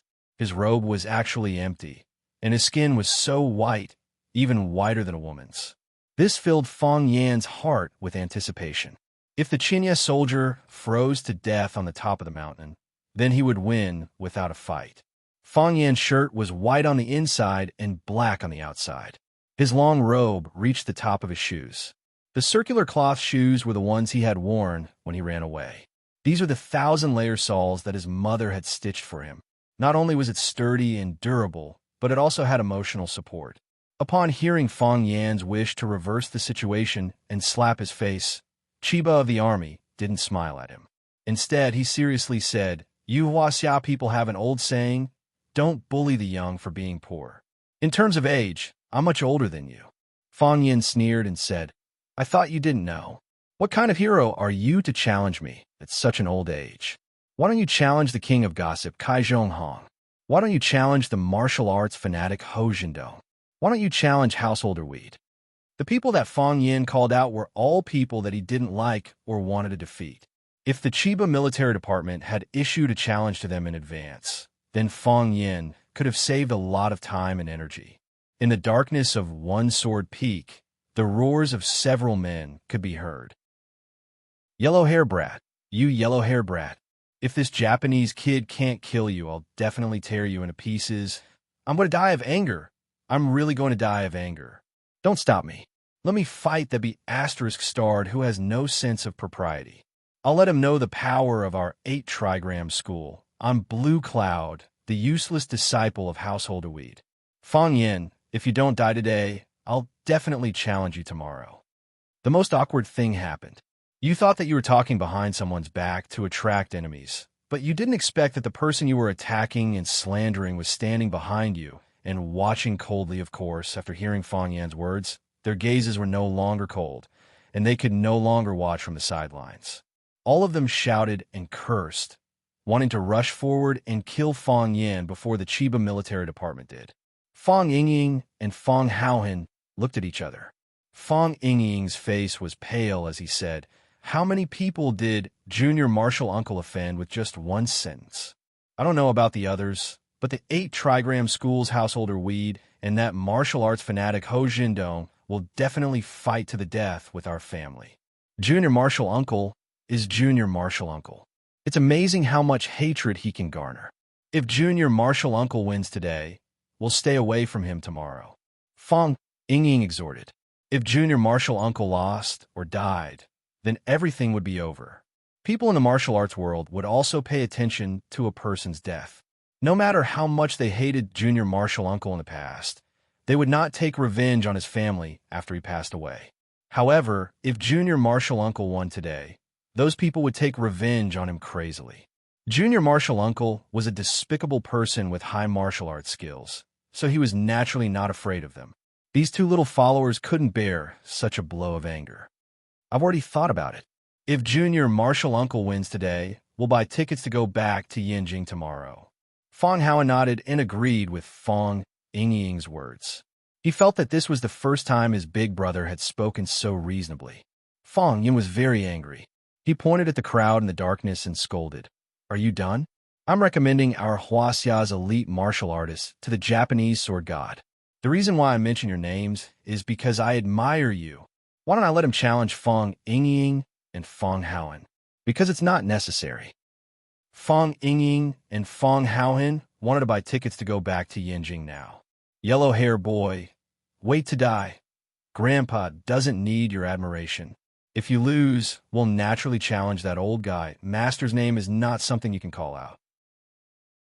Fong Yin prepared to die. He was fighting an international enemy to the death, but there was a group of bastards hiding in the darkness and scolding him. Fong Yin felt that these guys were really too embarrassing. He picked up a stone from the ground and threw it toward the place where there were many people in the darkness. The stone flew out, but it didn't make any sound. When Fong Yin was wondering where the stone flew to, the big stone smashed toward Fong Yin at a faster speed. Before Fong Yin had time to fight back, countless stones flew out from the darkness. Fong Yin covered his head and ran away, shouting, "Hero, help me fight back." "Okay, Junior Martial Uncle." Fong Yingying agreed readily, then picked up the stone and threw it at Fong Yin. Such a Junior Martial Uncle didn't matter. He just wanted to smash him to death. After everyone was busy for a while, Fong Yin came out of the corner with a smile and said to Chiba, who was standing still and waving his sleeves to throw the stones away, "Look, our Huaxia people are so enthusiastic. You have achieved your goal. There are 3 people who are worth fighting," Chiba Hirobumi said as he looked at Fong Yin. He looked very calm. "What are their names?" Fong Yin had purposely attracted the stone formation to create psychological pressure on the Thousand Leaves division. It was just like how Chiba deliberately mentioned to Fong Yin that someone deliberately released the news of their battle to ruin Fong Yin's reputation. This kind of thing made people feel uncomfortable. For super martial artists like them, a storm was like taking a stroll in the park, and they wouldn't bat an eyelid even if Mount Tai collapsed in front of them. However, a straw could also crush a camel. Before that straw was put down, one had to keep pressing stones on the camel. Chiba was pressing stones on Fang Yin, and Fang Yin was also pressing stones on Chiba. This was a psychological battle, and the pressure was already formed as they talked. I've already said that they are Grandmaster 8 trigrams, martial fanatic Ho Zhendong, and Weed Hermit's disciple, Qin Yin. I just don't know if Weed Hermit, that old Taoist, is here. He's very good at climbing the cloud ladder. Chiba didn't disappoint Fang Yin. He said decisively, "After I defeat you, I'll visit them one by one." What's more, this one sentence had created 3 opponents for him at once. This was a trap that Fang Yin had dug for him, and it was also an inner demon. He had to take Fang Yin's move. Before setting foot on the magical land of Huaxia, Chiba already knew that Huaxia was full of martial artists and talents. So what if 3 top-notch experts appeared with 1 stone? So what if I have to accept their challenge after I defeat you? I entered the Tao with the sword. With a sword in hand, the world is mine. Those who block my sword, I'll cut their bodies and destroy their spirits. Whether it's 1 person or 100 people, they'll all die under my sword. How lonely would it be without human blood to feed the sword? With this thought, Chiba's heroic spirit reached the clouds, and his fighting spirit rose in him. Fang Yin waved his hand. Fang Yingying and Fang Haoan immediately ran faster than rabbits. A great battle was about to break out. They were afraid that they would get involved in it. Chiba raised the middle finger of his right hand. His feet didn't move at all, but he rose into the air out of thin air. The mountain wind whistled, rustling the weeds and leaves on the ground. The strange thing was that Chiba's clothes and long hair were tightly attached to his body, completely unaffected by the wind. This was a shield of qi, which could release qi and cover his whole body. Fang Yin knew that at this moment, Qinya's Department of War could not be touched by wind, rain, or mosquitoes. With this person's profound cultivation, even if an ordinary person hacked at him with a saber or axe, they would not be able to harm him. This was the world of high-level martial artists, which was also the inner Jianghu that ordinary people didn't know. Fang Yin was the opposite of Chiba's. He stretched out his arms, and the black robe covering him was blown away by the mountain wind. The wind was soft and gentle, helping him take off his cumbersome clothes very skillfully. The tip of his right foot touched the ground and began to draw a semicircle in front of him. If you look carefully, you would find that the tip of Fang Yan's foot didn't actually touch the ground. It didn't even touch the weeds and mud on the ground, but there was a clear semicircle on the ground. Some weeds and leaves were cut, giving off the sweet smell of juice. Fang Yin was dressed in white. Just as good looks alone made people feel that he was extremely handsome and suave. Fang Yin bowed slightly, and his plum blossom steps were natural. His hands also danced with his body consciously. The wind was blowing, and he was blowing with the wind. The tree was shaking, and he was shaking with the tree. He was the wind, and he became the tree. As soon as Tai Chi entered meditation, everything was put down, and he entered a peaceful world. It seemed that under the bright sun, in the universe, in the flowers and plants, he was swaying and flickering. Seeing Fang Yan's state at this time, someone in the dark shadow cheered. Tai Chi is most particular about starting momentum. Starting is part of Tai Chi, and it is also the beginning. Quiet like a 1,000-year-old pine and cypress, 10,000-year-old tortoise, moving like a river dam, wind and thunder rolling, stars falling, planets crashing. This kid actually has the momentum of wind and thunder when he moves. Interesting. Chiba heard the comments of the outside world. In his world, every flower, every grass, every insect, every bird, every sound was captured by him at will. In his absolute wall domain, he was the god that ruled the world. This was somewhat similar to Fang Yan's heart of Tai Chi. All methods returned to the origin. The origin of the world was unique. Anything that was done to the extreme would enter the same domain. Since he had already entered the battle, then he would abandon the noise and use his most powerful killing move to defeat and kill the opponent. This was respect. Chapter 266. When Lu Qingming rushed over, the Guanyin platform was almost crowded to the point that there was no place to stand. He looked up at the top of the mountain, but he couldn't see anything except the lonely cold moon. What are they looking at? Lu Qingming asked with a frown. There were so many people at the scene, but no one spoke. Everyone stretched their necks to look at the top of One Sword Peak. It seemed that an unprecedented battle was taking place there. Even if there were really people competing and fighting, they couldn't see it with their naked eyes. Was there a need to be so serious and devout? Young master, let's go a few steps forward. There's an old gentleman pavilion there. Our people have already inquired about it. That's the best place to watch the martial arts. Captain Ning He, who was behind Lu Qingming, whispered. Lu Qingming nodded and thought that it should be so. If he squeezed with these people, he wouldn't be able to see any good show. He could only look at these blackheads and smell the hot, sweaty odor coming from their bodies. The Old Lord Pavilion was a simple and crude pavilion, with 4 stone pillars and an arched dome.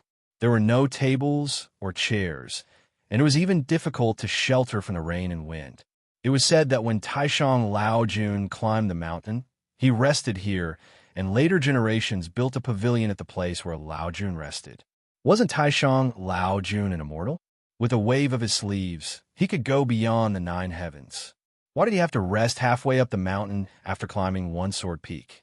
When Lu Qingming came over, there were already several black figures in the pavilion.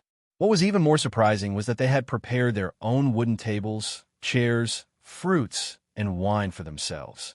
Lu Qingming's eyes turned cold.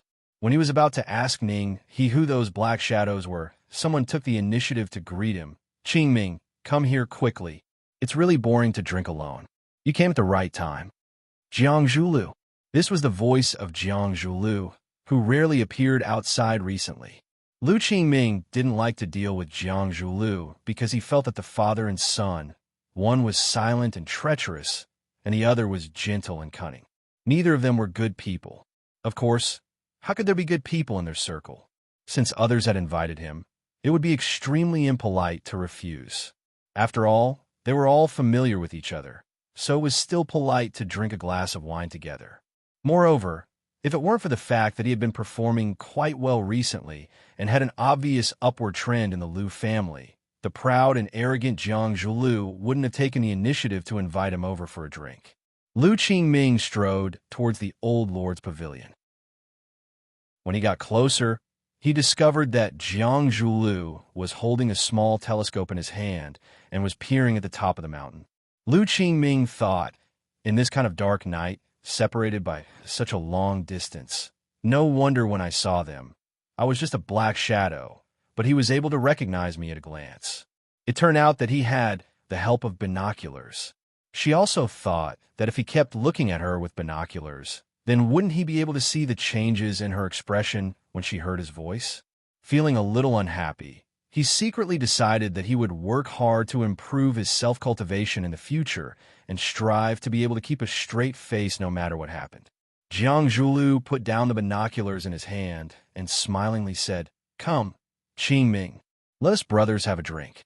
This cool breeze is refreshing. The boundless winter moon is boundless. There are friends, good wine, and there's even someone who will put on a life and death show for us. Isn't life happy?" Lu Qingming took the wine cup that Jiang Zhulu brought over and clinked glasses with Jiang Zhulu. Then, the two of them simultaneously tilted their heads and drank the wine in the cup in one gulp. Putting down the wine cup, Lu Qingming sized up the decorations of the old lord's pavilion and asked with a smile, "Big brother Jiang has been here for a long time?" "Of course." Jiang Zhulu didn't hide his thoughts. "Fang Yin is an old friend of mine. He is fighting with his life on the line and is in danger. How can I not be concerned about such a big matter? So, I had them come to Mount One Sword to survey the best viewing area and prepare a table and good wine. Every time Fang Yin wins, I drink. Every time Fang Yin takes a step back, I drink. He fights with his fists, I fight with my wine. Together, we will fight the Japanese sword god." Lu Qingming was very clear about the relationship between Jiang Zhulu and Fang Yin. Lu Qingming wasn't the only one who knew. There weren't many people in the upper circle of Huaqing who didn't know. Originally, Lu Chaoga was the Jiang family's daughter-in-law. Jiang Zhulu took care of Lu Chaoga in every possible way. Even Lu Qingming thought that the two of them would eventually be together. It was impossible for Lu Chaoga to escape the Jiang father and son schemes. Because of Fang Yan's appearance, the situation underwent a shocking reversal. Lu Chaoga and Jiang Zhuliu's relationship gradually drifted apart. Instead, she became more and more intimate with Fang Yan. More importantly, Lu Chaoga forced Jiang Zhuliu to return their family shares, but she secretly used the real Rubik's Cube technology to create an innovative energy company. Chaoyan Technology was a newly opened small company that was unknown to the outside world. However, it received the attention of all the energy giants in the country, or those who wanted to enter the energy industry. Because everyone knew that if there were no problems with the Rubik's Cube technology, whether it was used for military or civilian use, it would bring unimaginable profits to investors. Lu Chaoga founded Chaoyan Technology, but she sold her Longtu shares to the Lu family at a sky-high price. Now, the Lu and Jiang families were fighting in the Longtu group. The two families were like fire and water, fighting for power and profit endlessly. This was also the reason why Lu Qingming was unwilling to approach Jiang Zhuliu when he heard his voice. Now, the relationship between the Lu and Jiang families was too tense. However, hearing Jiang Zhuliu describe a relationship between him and Fang Yan in an interesting way, Lu Qingming also put down his hatred and took the initiative to raise his glass to Jiang Zhuliu. He laughed and said, "Brother Jiang has sharp eyes. Do you think this glass of wine is a toast to Fang Yan for winning or taking a step back?" Jiang Zhuliu raised his binoculars and glanced at the top of the mountain. He raised his glass and said, "My good friend is advancing and retreating. I don't even know if he won or lost. I don't care so much. Us brothers should have a good drink." Dang! The two glasses gently collided with each other, and the two once again raised their heads and drank the wine in the glass. Then, they raised their glasses and laughed. When the clang rang out, the ice between them melted by a large chunk.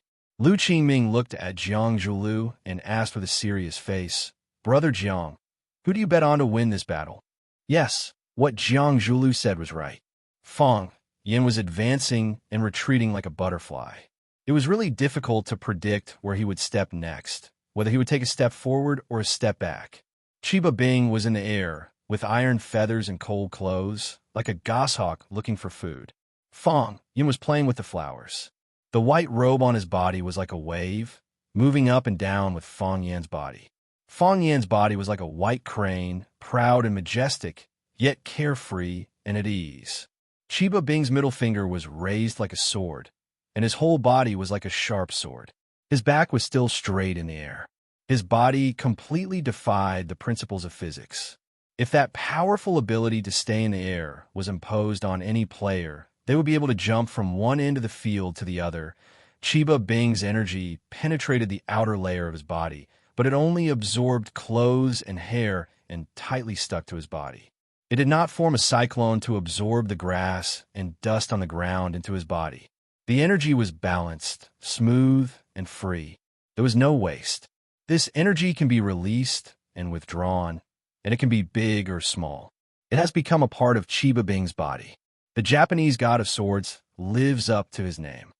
Someone in the dark finally said something good about Chiba Bing.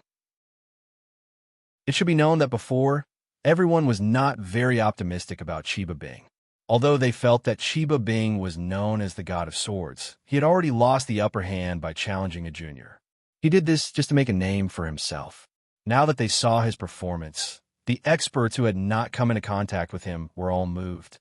This match could be called a real fight between a dragon and a tiger. Chiba Bing's body jumped in the air for a long time, but he did not make a move. It was not that he did not want to make a move, but that he did not find an opportunity to do so. Fang Yan used the plum blossom steps, which contained the way of yin and yang, and waved his hands left and right, which blocked all the killing moves of Chiba Bing. Those seemingly cumbersome and boring movements made up for every flaw in his footwork. The more he waved, the more flaws in Fang Yan's defense. Yes, there was no flaw in Fang Yan's defense. Chiba Bing was not in a hurry at all. At least his expression was calm and gentle, and there was a faint smile in his eyes. His every smile and every strand of hair told others that he was not in a hurry. After all, he could break through the situation with just a thought. Whoosh! Chiba Bing's body suddenly disappeared on the spot. No, he was still in the same place, but it was just an afterimage. Moreover, in Fong Yan's eyes, countless afterimages appeared on the route that Chiba Bing took. Countless members of the Thousand Leaves military stood in the air, forming a human wall. This scene looked really strange.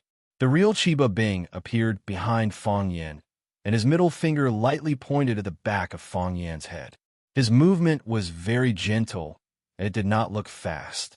He was like a benevolent elder pointing his finger at a child's head after he made a mistake and saying, "You naughty boy." After he finished pointing, the child really became a ghost. Finger sword. Chiba Bing used a finger sword to break the enemy's defense. This was Chiba Bing's choice, to use a majestic force to break an invincible defense.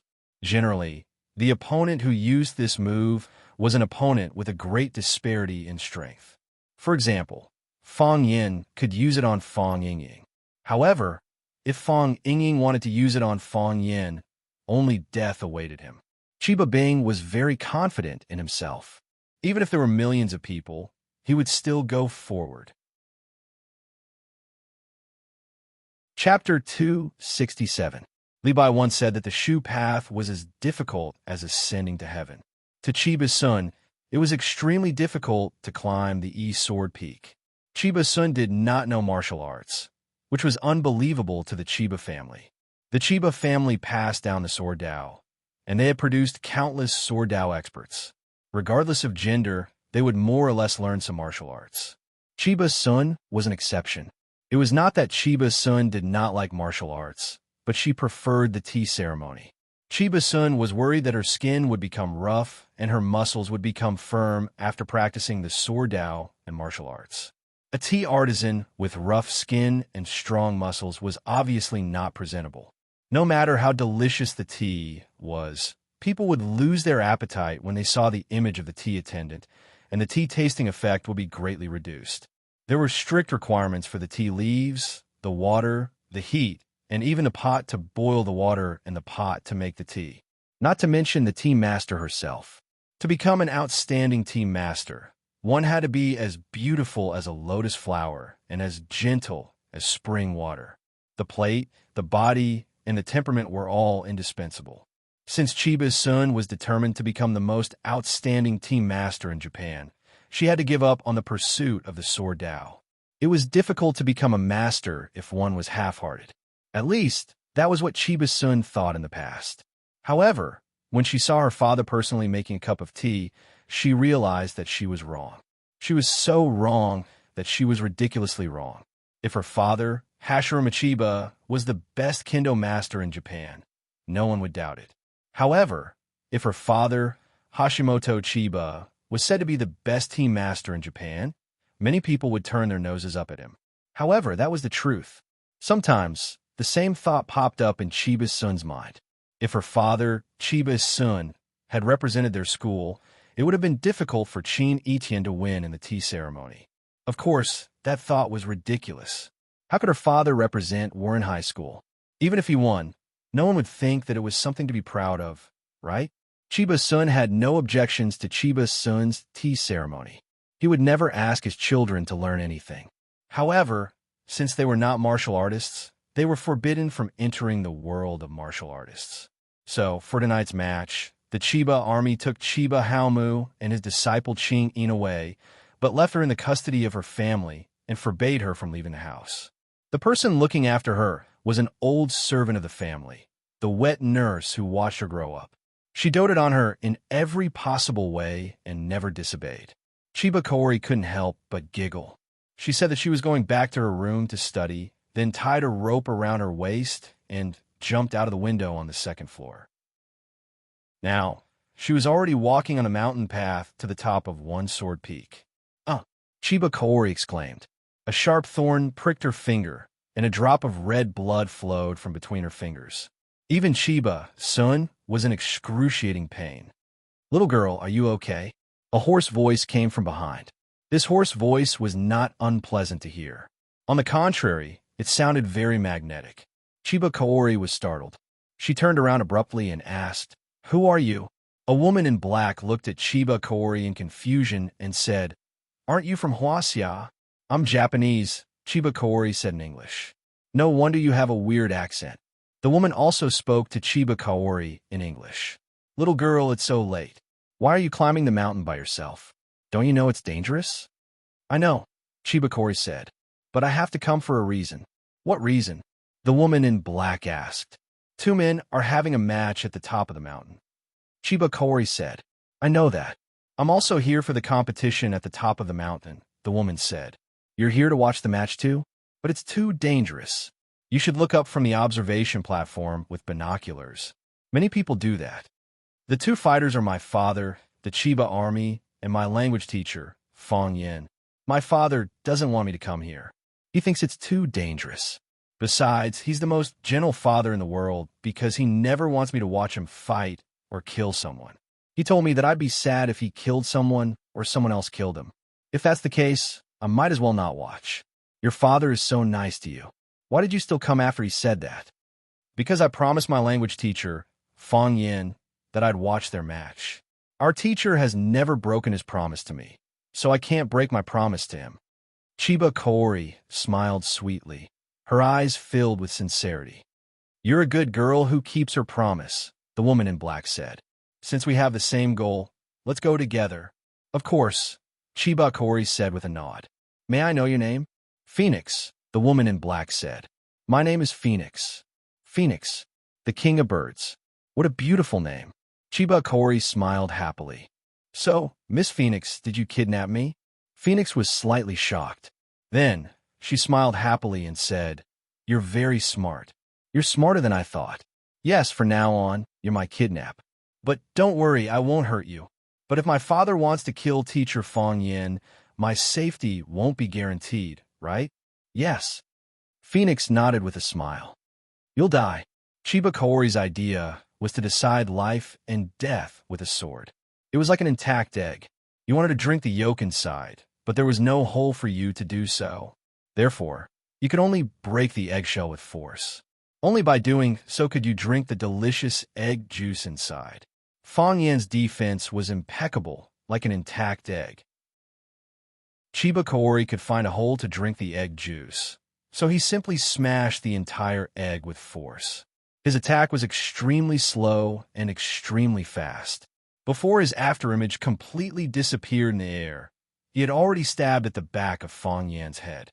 If it hit, with Chiba Kaori's cultivation, Fong Yan's head would definitely explode. Fong Yan's left foot just happened to walk to the koan position. He knew where Chiba Kaori was and what he was going to do, but it was too late for him to turn around. Not only could he not turn around, but his body staggered forward. Bang! This was the cheerful sound when the strength on his finger was released to the extreme. Chiba Shinobu thrust his sword, which stuck close to Fong Yan's back.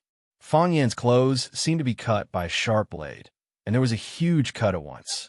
When Chiba Kaori sent out his sword, Fong Yan's body turned rapidly, then turned 180 degrees and punched at Chiba Kaori, who was following him.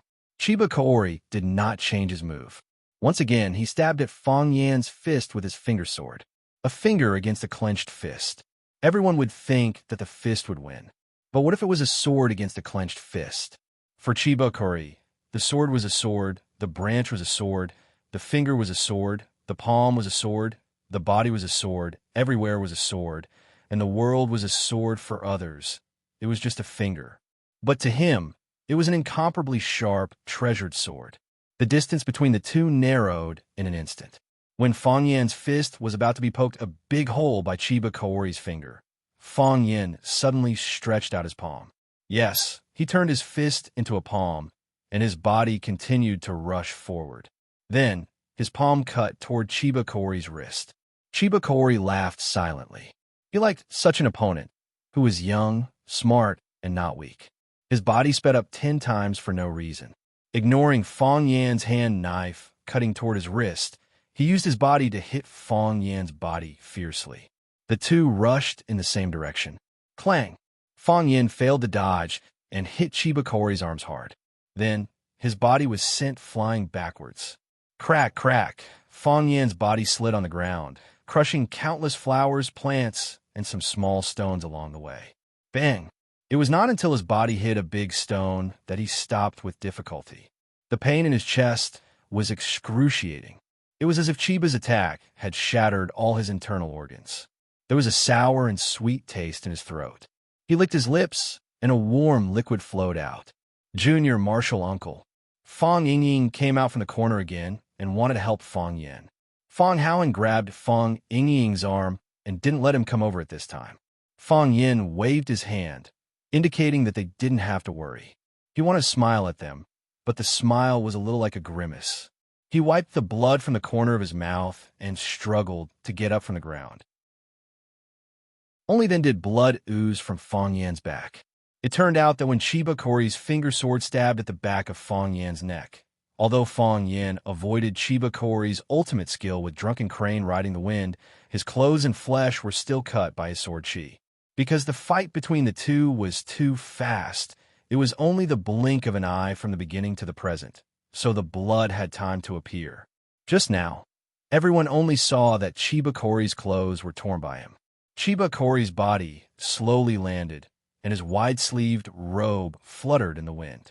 His whole body was bathed in the moonlight like a white-clothed god of war. Chibakori looked at Fong Yin, who had just been injured by him, and said, "The body can also be used as a sword. Be careful." "Thank you." Fong Yin bowed to thank him. "This is my first round of failure." Chapter 268. Dang! The glass in Jiang Zhuliu's hand fell to the ground, and he shouted excitedly. Fong Yin was sent flying. Lu Qingming wasn't as well prepared as Jiang Zhuliu, and he didn't have binoculars to look through. Seeing Jiang Zhuliu's joyful expression, he thought to himself, "Didn't you just say that we're good friends? You fought me with fists, and we fought the Japanese sword god together in a drinking battle." Of course, Lu Qingming never believed Jiang Zhuliu's nonsense. Anyone in Huacheng with an IQ of more than 50 wouldn't believe it. Saying the opposite of the truth and saying the bad things nicely was a basic skill that they were trained to learn since they were young. Jiang Zhuliu generously handed the binoculars in his hand to Lu Qingming and said, "Qingming, take a look too. It's really exciting." Lu Qingming waved his hand and said with a smile, "A gentleman doesn't take what others like. I think Big Brother Jiang needs this binoculars more at this moment. I don't know anything about martial arts, so I'm afraid I can't understand it. Why don't we drink and listen to Big Brother Jiang explain?" Jiang Zhuliu put the binoculars on the table and said with a smile, "Actually, I don't understand either. I'm just watching the show." Jiang Zhuliu took the initiative to raise his glass to Lu Qingming and said, "Come, Qingming, let's drink to Fong Yin." Fong Yin was sent flying. Lu Qingming said, "That's not a good reason to urge us to drink. Let's drink to Fong Yin being sent flying." Lu Qingming laughed and raised his glass to touch Jiang Zhuliu's. He said, "This needs to be drunk 3 times in a row." "That won't do.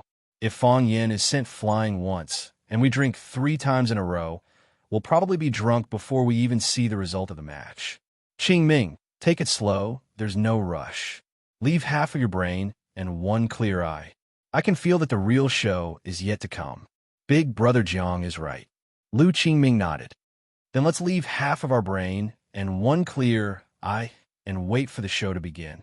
It seems that I already have the answer to my question. Big Brother Jiang bet on the Japanese sword god winning?" "No, I am betting that Fong Yin will win," Jiang Zhuliu said with absolute certainty. "Oh, why?" Lu Qingming was puzzled. "Feeling. I always feel that Fong Yin will win because he has never lost. Since the first time I met him, he has never lost. Countless times when I thought he would lose, when I thought he would die, he won and came back to life. Tell me, how can people feel at ease and boldly place all their bets on such a person? Didn't we just drink a toast to him being sent flying? Because I want him to lose. I hope he dies." With a gloomy expression, Jiang Zhuliu said with a firm voice, "Qingming, us 2 brothers don't need to test each other anymore. You and I have the same goal, and you and my enemy are the same." Ever since the Liu family entered, the Jiang family and the Liu family fought fiercely on the battlefield of Longtu Group. This was purposely done by Liu Chaoga. She set up this whole situation long ago to drag us into the quagmire of Longtu and make it hard for us to get out, while she went into battle with a bold and decisive company recruitment team.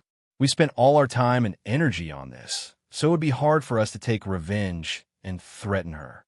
In order to fight for control of Longtu, the Jiang family suffered heavy losses, and the Liu family is a newcomer, so they have to pay 10 times or even 100 times the price to gain a foothold. This war can't continue any longer. It will only drag our Jiang family and Liu family down. Just hindering our development is enough to destroy Longtu Group.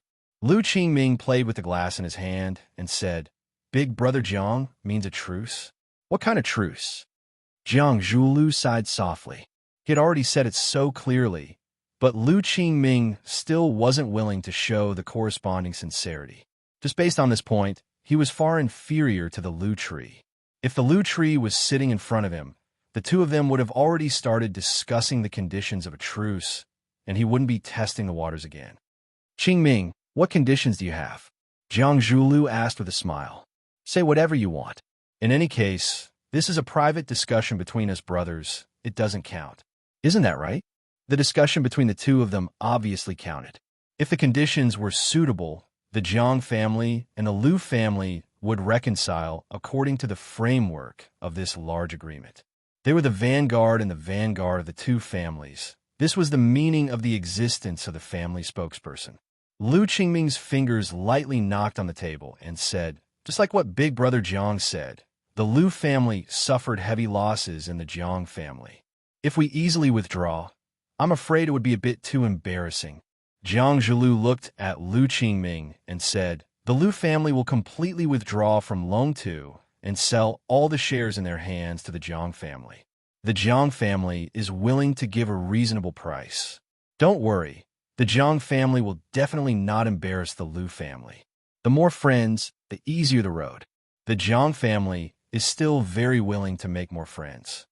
Liu Qingming was hesitant. This matter really wasn't up to him to decide alone. He had to go back and report to his uncle, who was also the father of the Liu tree. This was really a complicated relationship between people. Jiang Zhilu knew what Liu Qingming was thinking and advised. Qingming, the uncles are all smart people. They know in their hearts that only if the Liu family completely withdraws from Longtu can we avoid another war. If we only make a verbal truce, the people below will still fight fiercely. This won't benefit either of our families. Liu Qingming raised his cup and said, I will bring back Big Brother Jiang's words. Jiang Zhilu nodded with a smile and said, remember the result of this match. Let's watch the show. The two of them laughed and said, while Fang Yin and the Japanese sword god Chiba were fighting to the death, the two big families, the Jiang family and the Liu family, who were originally fighting to the death, reached a compromise and cooperation in the single Sword Peak's Old Lord Pavilion. This world was really boring, but also new. Drinking and watching the show, the two of you are so elegant. A man's hearty laughter sounded. Jiang Zhilu and Liu Qingming turned at the same time. Jiang Zhilu smiled and said, he's also here. What a pity. Seeing Fang Yin fall to the ground, someone in the darkness sighed. If this kid was 10 years older and had 10 more years of accumulation, it wouldn't be difficult for him to kill that Japanese kid. He's still too young. What a pity. You old thing, the match isn't over yet. Why are you so anxious? Who said that the current Fang Yin isn't that Japanese's opponent? Didn't he stand up again? You're not convinced? If you're not convinced, let's fight. Let's fight. Chiba Haomu was smiling. He was smiling happily, but there was undisguised cruelty in his eyes. Chiba Haomu pointed at Fang Yin, who had just gotten up from the ground, and said in a vicious voice, Qing Yin, don't you think he looks like a dog? Chiba Haomu had watched the movie Journey to the West, starring Hua Xia, Zhou Xingshi, and there was a line in the movie that left a deep impression on him. He looks like a dog. He felt that Fang Yin looked like a dog, a defeated dog that was about to be slaughtered for meat. This is just the beginning. Qing Yin's voice sounded, but he couldn't see where he was. What? Do you think he still has a chance to turn the tables? Qingyin, my father is your master. He's the greatest swordsman in the world. No one could defeat him, not in the past, and not in the future. After a while, Qingyin's voice sounded again. Master has also been defeated before. Qingyin, Chiba Haomu was furious. If you can't face yourself and your opponent, you'll never be able to step into the realm of true kendo. Are you lecturing me? I'm reminding you.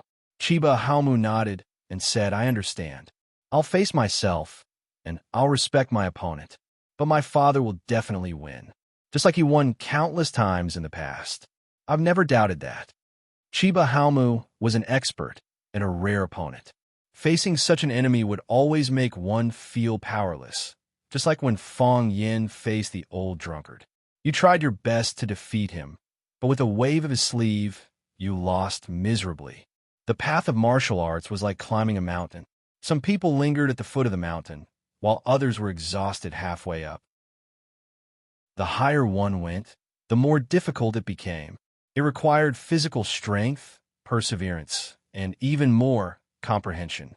Fong Yin had outstanding physical strength, astonishing comprehension, and no lack of perseverance, but he lacked age. He lacked the influence of society, the training of life, and the accumulation of time. He was still so young. That was what everyone said.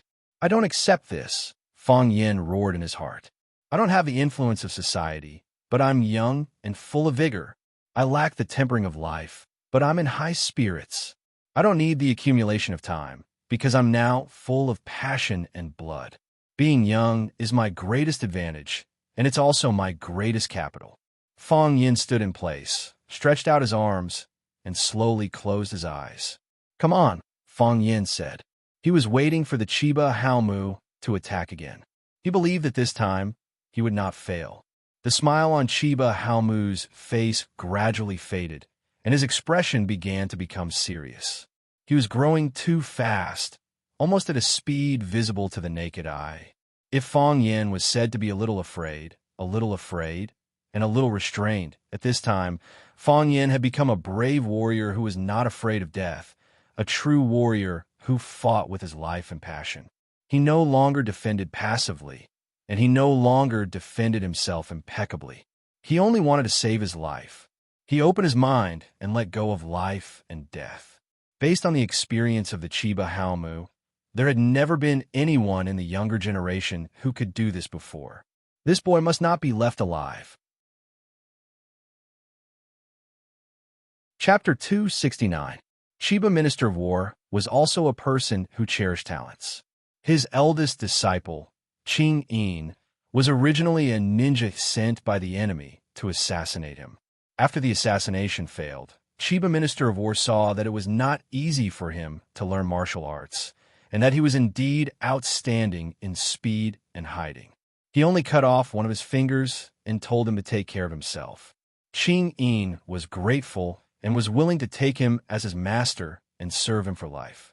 The butler he left in Japan to look after the house, the Prairie Lord, was originally an expert from the Japanese royal family. After failing to challenge him, he also abandoned his sword and went into business, helping the Chiba family take care of the increasingly complicated business affairs. He had 9 disciples, and all of them were experts. In Japan, there were countless people who had been guided and influenced by him. The sword god not only used the sword to convey his divinity, but to the Japanese, Chiba Minister of War also represented their spirit. Benevolent spirit, fearless spirit, invincible spirit. At a young age, Chiba Shinobu became known as the god of swords. He defeated the invincible Japanese, and his challengers grew from 1 to 10,000, and from 10,000 to 0. After many years, he finally gained a great reputation, and his life returned to peace. However, there was a man from Huaxia who did the same thing as him. That man swept through the 36 islands of Japan alone and finally fought with him on Mount Hachibi. One was good at defense, and his defense was watertight. The other was good at attacking, and his attacks were fierce and violent. What would the result be when the sharpest spear met the sturdiest shield? After a day and night, The two of them were evenly matched. Chiba, Minister of War, was unconvinced and wanted to fight again. The man replied, "Childish, childish." These two words were like needles nailed into his eyes and stuck in his throat, making him restless and unable to sleep. Why childish? How was it childish? He once again calmed down and comprehended the sword day and night. Finally, his swordsmanship improved greatly once again based on his original technique. He swung out more and more sword shadows, and the sword shadows he swung out became fewer and fewer. After experiencing such a painful process, he no longer had to swing his sword. That was because he was a sword, and everything in the world was a sword. He and the sword had long become one.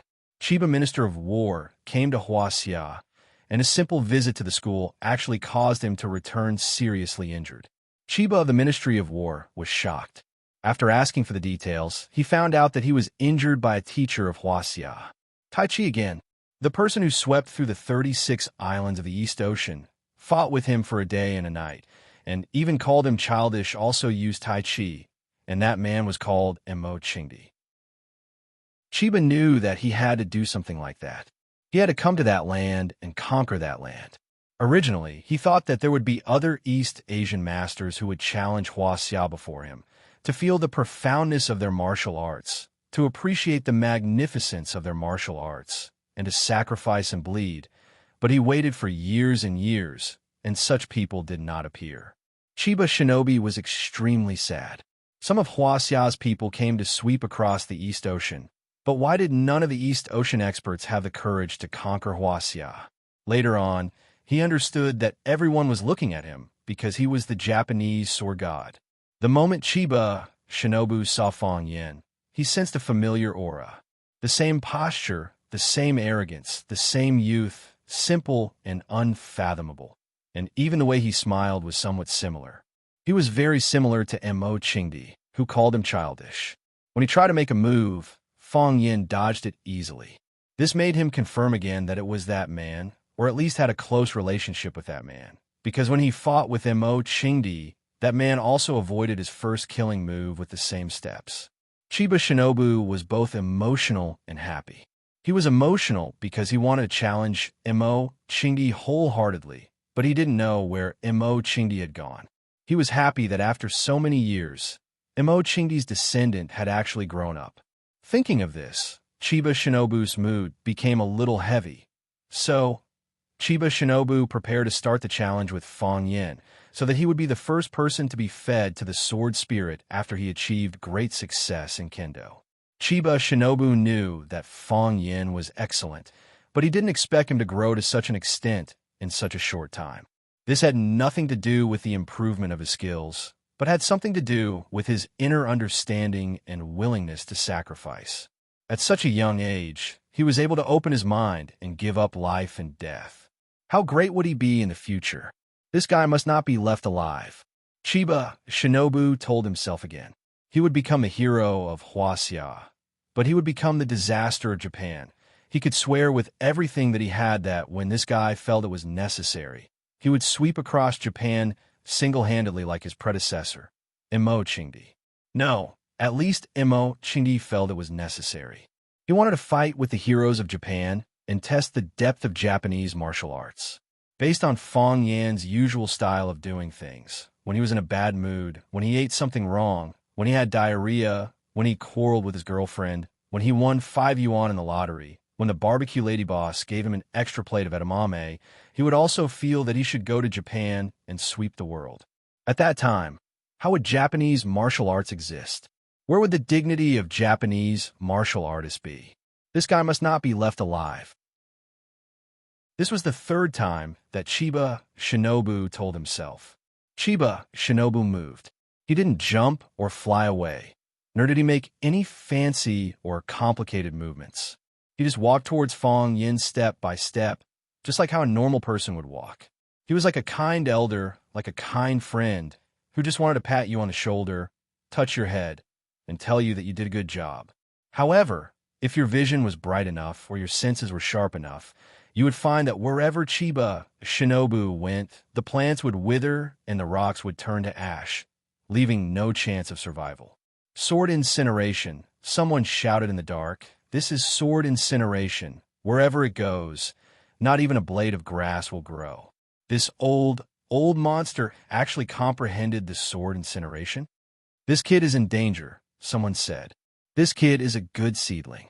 Feng Huwei, that old thing, is really lucky to have a grandson like this. No matter what, he's still our kid. We can't just watch him be killed by a little Japanese. I'll help if I have to. You can forget about it. Open your eyes and see. That kid's eyes are still closed. Doesn't he know that he's in danger? Doesn't he know how powerful sword incineration is? It seems that he has a way to deal with it. It's said that this kid has learned the heart of Tai Chi very early, so he could be called a god's favored one. They were right. The person who directly suffered the killing intent of Chiba Shinobu was Feng Yen. Sword master destruction. He could feel the fierce killing intent of Chiba Shinobu with every step. It was a kind of cruelty, despair, and unparalleled power. Sword incineration. Using the sword to burn oneself. How did he learn this move? Moreover, as the distance between the two got closer, the killing intent became stronger and stronger. When Chiba Shinobu stood in front of Feng Yen, his body was shrouded in a layer of white light. It had a substantial halo that could be seen by the naked eye, which was the effect of the surging energy in the body. Chiba Shinobu was like a huge warehouse with a terrifying amount of internal energy. Behind him, a khaki-colored path appeared. It was the color of green plants after their water and vitality were extracted. Feng Yin still didn't open his eyes, and his heart of Tai Chi had already been displayed. He didn't open his eyes, but he knew better than anyone what was happening in front of him. He could see the moment Chiba Shinobu walked past, the moment the grass withered, a bug that couldn't escape in time fell limp, and he also saw that even the wind couldn't blow past Chiba Shinobu. You knew he was strong, but you never expected him to be so strong. Feng Yin was very angry, and wanted to kill.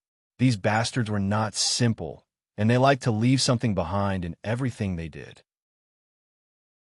If you had told me earlier that you were so powerful, I would have run back to hug the old drunkard's thigh and kneel down to him, and let him assassinate you or beat you half to death. How could you cheat like this? Because of the turbulence in his heart, Feng Yin almost jumped out of the Tai Chi realm. This shocked him. This was the critical moment of life and death. Once he showed a flaw, Chiba Shinobu would immediately swing his sword and cut him into pieces. You are too excellent. Chiba Shinobu looked at Feng Yin and said, I'm sorry. It would be great if he were an East Asian. If he were an East Asian, he would be ecstatic. He would be willing to teach him everything, and he would become a teacher and a student, a friend, and he would take him to dominate the world, making him the existence he was most proud of. Unfortunately, he was Hua Xia's man. Chiba Shinobu stretched out his hand to Feng Yin. Feng Yin looked at the hand with white skin that was almost translucent. The hand stretched directly toward his chest, gentle and steady. Feng Yin reached out to intercept it. Feng Yin's hand moved like an eagle's claw to grab Chiba Shinobu's wrist. Whoosh! He grabbed it. Feng Yin grabbed the wrist of Chiba Shinobu's hand, and the feeling of physical contact was so full. Feng Yin was pleasantly surprised. How could it be so easy? Was this the old monster of Chiba Shinobu's pretense? He had been tricked. Feng Yan's mind trembled slightly, and there was a dangerous aura in his mind. It was clear that he had grabbed Chiba Shinobu's wrist, but why couldn't he move his hand that was grabbing his arm? Feng Yan's arm couldn't move, but Chiba Shinobu's hand, which was being held, could move at will. His hand dragged Feng Yan's hand and continued to move forward. Then, he made a cut on Feng Yan's chest. Whoosh! The clothes on Feng Yan's chest were torn, and Feng Yan's flesh and blood were exposed. There was a long and deep gash on his chest, and a thin red line appeared. Soon, the red line became thicker and thicker, protruding his flesh and blood. How is this possible? Feng Yan's face was full of horror and disbelief. Chapter 270. Tai Chi represents vitality. Where Chi is, it grows and multiplies endlessly. Sword incineration represents death. There's no return. Fang Yin lost. He lost because the power of death was stronger and more vigorous. What a pity. Someone sighed heavily. The competition ends here. Friends, I'll be leaving first. But let's make it clear. I'll be the one to challenge this Japanese in a month. You're not allowed to compete with me. Why you? I'm going to challenge him tomorrow. Chiba Hao laughed maniacally. He said to Qing Yin proudly, Qing Yin, did you see that? My lord father had one. He had one again. There's no difference from before. But I didn't expect him to use sword incineration. Who does Fang Yin think he is? Is he worthy of father using sword incineration? Shouldn't you keep such a godly skill and use it as a trump card when you challenge a stronger opponent? Chiba Hao felt that it was natural for his father to win against Fang Yin. He even stubbornly believed that Fang Yin was so weak that he only needed to use 20% to 30% of his strength. Why did he have to use such a powerful technique? Did he deserve it? Qing Yin looked at the proud Chiba Hao and said, Fang Yin is nothing. He's worthy of Master using sword incineration. Master knows his opponent better than we do. He knows what kind of opponent he's facing and what kind of technique he should use. Chiba Hao glanced at Qing Yin's position with dissatisfaction. He didn't like Qing Yin because he was always hiding in the dark, sneaky, and couldn't be seen. Even when his father won a great victory, he still put on a dead face. Someone who didn't even know how to smile was really annoying. Chiba Hao looked very disheveled after climbing the mountain. She had underestimated this trip. If it wasn't for the woman who kidnapped her helping her from time to time, she wouldn't have been able to climb the steepest peak of Sword Peak. Chiba Hao widened her eyes at the scene in front of her. Her eyes couldn't help tearing up. She felt very sad. She saw her father go all out. She also saw how talented Fang Yin was. But her language teacher, Fang Yin, still had his chest cut open by her father. How painful would that be? His father was right. He shouldn't have come to watch this match. No matter if he saw his father being killed or his father killing someone, he wouldn't be happy. Phoenix looked at Chiba Kuru, whose eyes were brimming with tears, and said with a smile, Are you feeling sad? Why must it be like this? Chiba Kaori asked. Because they are all men with goals, Phoenix said. This pursuit is too big, so big that little women like us can't understand it all. I'm not willing to accept it. Just kill me, Chiba Kaori said. What? Phoenix frowned. Just kill me, Chiba Kaori said. Because my father will definitely kill teacher Fang Yin. It's better to die earlier than later. The earlier I die, the less painful it will be. The Phoenix sneered and said, Don't worry, the match is not over yet. Of course, the match wasn't over yet. Fang Yin's Tai Chi realm was actually broken by someone. This was the first time? No, the second time. It could also be the third time. The first time was broken by the old drunkard. At that time, he had just comprehended the heart of Tai Chi. He had already used the Tai Chi realm, but he was sent flying by a punch. He couldn't stop it, and he couldn't stop it. The second time was broken by Yi Ro. That woman could ignore all defenses. She could hit your face whenever she wanted, and she could kick your balls whenever she wanted. This time, it was broken by Chiba Kuru, a Japanese who came from afar across the ocean.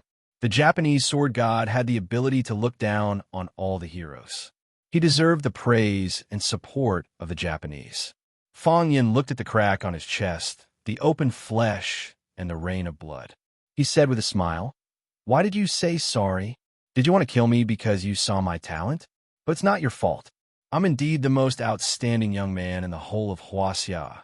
Thinking that Yi Ro might also be watching from the sidelines, Fang Yin unwillingly added 2 words. One of as Fang Yin spoke, he stabbed the hand that was holding Chiba Kuru's wrist hard. His 5 fingers were like sharp edges, fiercely piercing Chiba Kuru's wrist, leaving 5 bloody holes on the wall of his hand. Seeing Chiba Kuru's puzzled look, Fang Yin said with a smile, Your sword represents death, but Tai Chi represents rebirth. My rebirth is not as good as your death force. So, although I was still tied up by you, and my chest was cut by you, when you cut my chest, there would naturally be airflow coming out. So, you found an opportunity. Chiba Kuru's eyes were full of admiration. When I used the sword energy to slash open your chest, it was also the moment when the old energy was gone and the new energy hadn't been regenerated. The fleeting opportunity was seized by you. You cut me with your sword, and I made 5 small holes on your body. You are older than me, so I suffered a little loss, Fang Yin said with a smile. Fang Yin, how about being an East Asian in your next life? Chiba looked at Fang Yin's handsome face and said very seriously, in that case, I can't bear to kill you. I can feel your sincerity, but I have to refuse, so don't make such a difficult request to others in the future, Fang Yin said angrily. My father will still be my father in his next life, and my mother will still be my mother in her next life. I will still be born in the Tai Chi Fong family and have the heart of Tai Chi. If an East Asian called Chiba Keru comes to challenge me, I will gladly accept the challenge and try my best to kill him. If I can't kill him, I will seriously injure him. If I can't, I will bite him. There are many people in Huaxia. We have many cowards who are afraid of death, but we don't lack hot-blooded and fearless warriors. That makes me want to kill you even more. I've decided a long time ago that I will be a Huaxia man in life and be buried in Huaxia's grave when I die. Fang Yin laughed very heroically. I don't have enough courage, and I don't have enough vigor. I cherish my life very much, but if it's necessary, I don't mind sacrificing it. If you can take it, you can take it. If you can't leave. Chiba Keru sighed softly. Such young people were scary, and Huaxia, who had these young people, was the most promising. With a flick of his wrist, Fang Yan's right arm looked as if it had been sliced by countless knives, and countless small wounds appeared. Those were caused by the sword energy. He didn't need to use his fists or feet. Just every joint of his arm could be used as a sword. Chiba Keru's cultivation was really profound and terrifying. Fang Yin punched out, and Chiba Keru waved his sleeve to block it. Bang! Fang Yan's fist landed on Chinya Bing's wide sleeve. The sleeve was like an incomparably hard iron plate. Fang Yin blasted a big hole in the ironing board, but his body flew backward. Whoosh! After Fang Yan's body slid on the ground for a while, his head hit a huge rock. Until then, the momentum of his body was exhausted. Before anyone could react, Fang Yin got up from the ground. He didn't like to lie down because he felt that this posture was too ugly. So many fans were looking at him, so he had to work hard to maintain the style of a male god. The clothes on his chest were open, and the mountain wind whistled and slapped his strong and well-proportioned chest. Fang Yin stood as straight as a mountain, without a trace of timidity. Chiba Keru looked at Fang Yin, who was striding toward him, and frowned slightly. His arm was also bleeding, which was a hole made by Fang Yan's claws. His fingers were sharper than a sharp knife, and they forcibly pierced through the skin and flesh, piercing through his arm. He originally wanted to kill Fang Yin with one blow and end the battle cleanly. But he didn't expect that it would be a life and death competition now. The one who persisted until the end would be the final winner. Moreover, an opponent who was not afraid of death was indeed a headache. Fang Yin's body started to sway. He looked like a drunkard who had just returned home. Even his eyes became hazy, as if he couldn't see the world in front of him clearly. His feet stepped on protruding stones several times, and he almost fell. His body staggered forward a few steps, and he barely maintained his posture. Fang Yin leaped up and threw a punch at Chiba Shinobu's head. His fist was like steel, and his chi was like the Yangtze River. This punch completely subverted the principle and essence of Tai Chi, which used softness to overcome hardness, using force against force, using tyranny against tyranny. This was what people in Jianghu called hard Tai Chi. Hard Tai Chi used force against force, while soft Tai Chi used little force to overcome great force. Chiba Keru jumped up and kicked Fang Yan's body. Pa-la-la! Fang Yan's fist hit the tip of Chiba Keru's foot. The fist energy collided with the sword energy, and the airflow collided, making a harsh explosion. Fang Yan's body fell and flew backward again.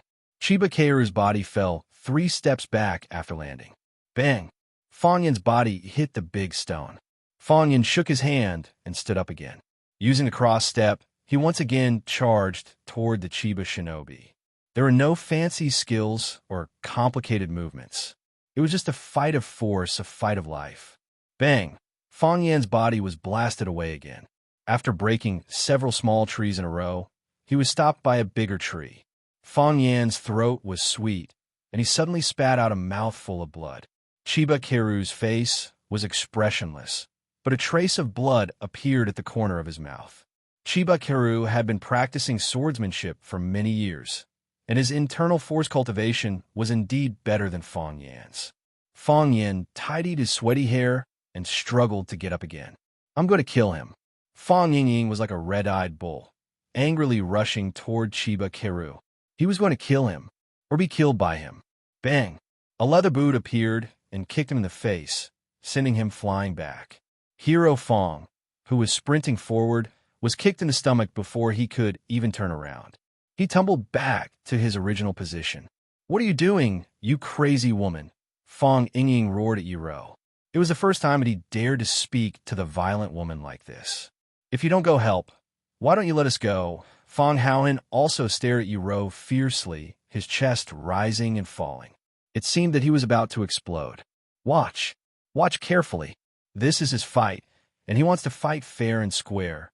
He doesn't want anyone to help him. If he needed help, he would have gone back to ask the old drunkard for help. Why would he need you two idiots to call back for help? Yiro's face was gloomy, and she clenched her fists tightly. If he dies, I'll go challenge him. If I die, the old drunkard will go challenge him. If all the masters of our Fang family are dead, there are other heroes from Huaxia to challenge him. It's not your turn to die. Chapter 271. Why can't we just die? We're also men of the Fang family. Fang Yingying roared angrily. After a pause, he stared blankly at Yiro and said, Did you just say, we're from the Fang family? Shut up. Yiro stared at Fang Yingying fiercely, like a female leopard that was about to go crazy and bite someone. Do you believe that I won't throw you two to the bottom of the mountain? Fang Haohan quickly shrank his neck, thinking that he didn't say anything wrong. Fang Yingying was extremely depressed. He ran back and forth like a trapped beast and said, No, I'm going crazy. I want to kill. I want to kill. Yiro sneered and said, Go kill if you want to. What are you shouting for? You won't let me challenge the Qinya military department again, Fang Yingying said angrily. His eyes lit up and he said, What do you mean? Get lost. Fang Yingying winked at Fang Haohan, and the two ran away together. He said, Let's get lost now, right now. Soon, Fang Yingying and Fang Haohan rolled to the front of Qinya Haohan. Qing Yin, who had been hiding in the dark, finally showed up and stood in front of Qinya Haohan. He stared at Fang Yingying and Fang Haohan with vigilance and said, What do you want? Qing Yin had been studying the Huaxia culture with his master, but his Huaxia language was not standard, so he had to listen very hard to understand. Of course, Fang Yingying and Fang Haohan didn't want to understand too well. Fang Yingying pointed at Qinya Haohan and waved his fist at him. I want to challenge you, Fang Yingying said. Qinya Haohan was furious. Although he didn't understand what Fang Yingying was saying, he could understand Fang Yingying's actions. He raised his sword and was about to accept Fang Yingying's challenge. Qing Yin blocked Qinya Haohan once again, then looked at Fang Yingying and said, I challenge you. Your target is me. Fang Yingying was amused. He pointed at Chiba Haomu and said, Why doesn't that little bastard dare to accept the challenge? Is he afraid of losing? He's still a minor, Qing Yin said. Are you going to bully a child? Fang Yingying was stunned and said, I'm also a child. What's wrong with a child challenging another child? Why can't he fight with me? Qing Yin carefully looked at Fang Yingying's chubby face. He really couldn't treat him as a child. Tell him to admit defeat, Fang Yingying said. If you tell him to admit defeat, I won't challenge him. I'll challenge you. What is he saying? Qinya Haohan stood behind Qing Yin and asked in an unfriendly tone. They want to challenge you, Qing Yin said. Damn it, Qinya Haohan sneered. Tell them that I accept their challenge. If you die, what's the point of your father winning this match? Qing Yin asked. Qinya Haowu's face alternated between green and white. He hesitated again and finally said to Qing Yin, "I'll leave this matter to you. Don't let down the prestige of a martial artist." Although Qinya Haowu was young and impetuous, he wasn't an idiot. His father was beating up Fang Yan. At this time, Fang Yan's two friends took the initiative to come to him, obviously wanting to get back at him. He wasn't afraid of such a challenge. But what if those Hua Xia people cheated? One of them was fat and chubby, the other was skinny and shriveled. Both of them were obviously not good people. Qing Yin sighed in relief. He was afraid that this young man would do something stupid. Qing Yin looked at Fang Ying and spoke in a tone that was neither servile nor overbearing. "He's willing to admit defeat. He's no match for you right now. Do you have any backbone?" Fang Ying was furious. His opponent's choice made him very disappointed and regretful. In his estimation, after hearing his challenge, that brat should have drawn his sword in anger, only to be beaten to a pulp. He didn't think he'd admit defeat like that. Qing Yin's head was hidden under his hoodie, so his expression couldn't be seen. He looked at Fang Ying, made an inviting gesture, and said, "I know what you want to do. I don't mind being tricked. If you want to challenge me, I'll accept." Fang Ying nodded and said, "That would be for the best. I just want to kill someone, as long as it's one of your people, as you wish," Qing Yin replied. After that, his body disappeared, then reappeared behind Fang Ying, slashing at Fang Ying's neck. Fang Yingxiong spun on the spot like a fat spinning top. He cleverly dodged a saber and sent a palm strike towards Qing Yin's chest. Qing Yin didn't think that this fatso would have such quick reflexes and speed. From Qing Yin's perspective, this guy's speed should be about the same as his own. This was the most agile fatso that Qing Yin had ever come into contact with. Once his attack failed, he turned around and ran. Qing Yin was a jonin, as well as a hitman, so he knew when to advance and when to retreat. Fang Ying had no way to vent his anger, so how could he just let him go? Using his cross plum blossom steps, he quickly ran towards Qing Yin. It made his body invisible. While Fang Ying and Qing Yin were busy fighting, Fang Haohan looked at Chiba Haomu, his hands itching to beat him up. However, Qing Yin had already admitted defeat on Chiba Haomu's behalf, so he couldn't just run over and beat him up for no reason, right? That would be too rude, and he would be laughed at. So, Fang Haohan looked at Chiba Haomu and said, "I want to challenge you. Do you accept my challenge?" "Bastard. What the hell do you Hua Xia people want?" Chiba Haomu was really angry. He knew that these guys didn't have good intentions, but he couldn't understand Hua Xia language, so he couldn't express his anger. Even if he shouted, it was in English. He knew that if he spoke Japanese, the vegetable in front of him wouldn't be able to understand. Fang Ying was tall and thin, like a small tree. In Chiba Haomu's eyes, he was a vegetable. Fang Haohan was overjoyed and shouted, "What? You accept my challenge? You want to fight me to the death? If that's the case, let's fight." So, Fang Haohan happily rushed towards Chiba Haomu. He didn't understand English, but he knew that the old guys watching on the sidelines didn't either. How many times did he get up after being knocked down? Fang Yin couldn't remember, but Yi Ro remembered it clearly.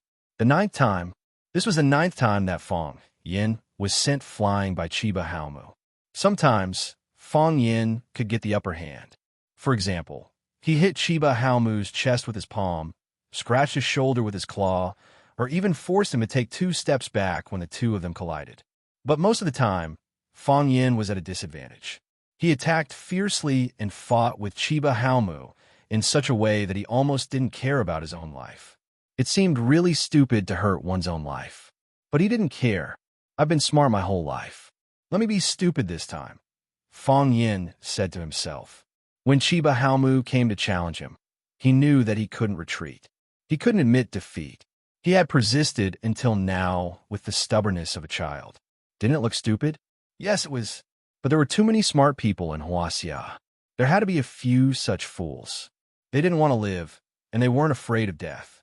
In the face of the alien race's challenge, they didn't give in or take a step back. They wouldn't retreat, even if they died. Sadly, Fang Yan's injuries were getting worse.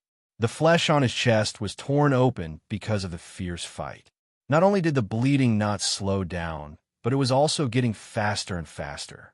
Fortunately, he had brought a layer of golden chrysalis muscle nourishing powder. Otherwise, he would have died from excessive blood loss. His clothes were tattered, and his face was full of scars. Because every time he was lying on the ground, his head would hit a rock or a tree, and his whole head would be bloody. The blood on his face made him look like a man-eating devil who had just crawled out of hell. Fang Yin, Yiro couldn't help but call out.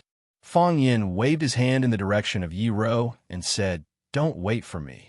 Find a good man and marry him." Yiro was so angry that she couldn't speak. "Who said I'd wait for you? What does it have to do with you whether I get married or not?" Fang Yin stood in front of Chiba Haomu for the 9th time. He grinned and said with a charmingly naive look, "It's time to end this." "It's time to end this," Chiba Haomu also said. He wanted to end this battle as soon as possible because he was afraid that he wouldn't be able to do it if the fight continued. He was really an excellent young man. Unfortunately, he wasn't an East Asian. He pulled out his right hand, and a silver light appeared in his palm. A soft sword.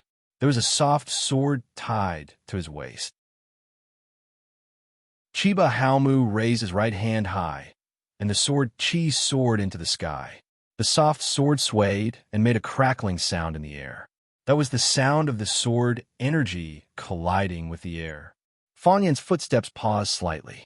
This sword is called Unfathomable, derived from the unfathomable meaning of swordsmanship, Chiba Haomu said.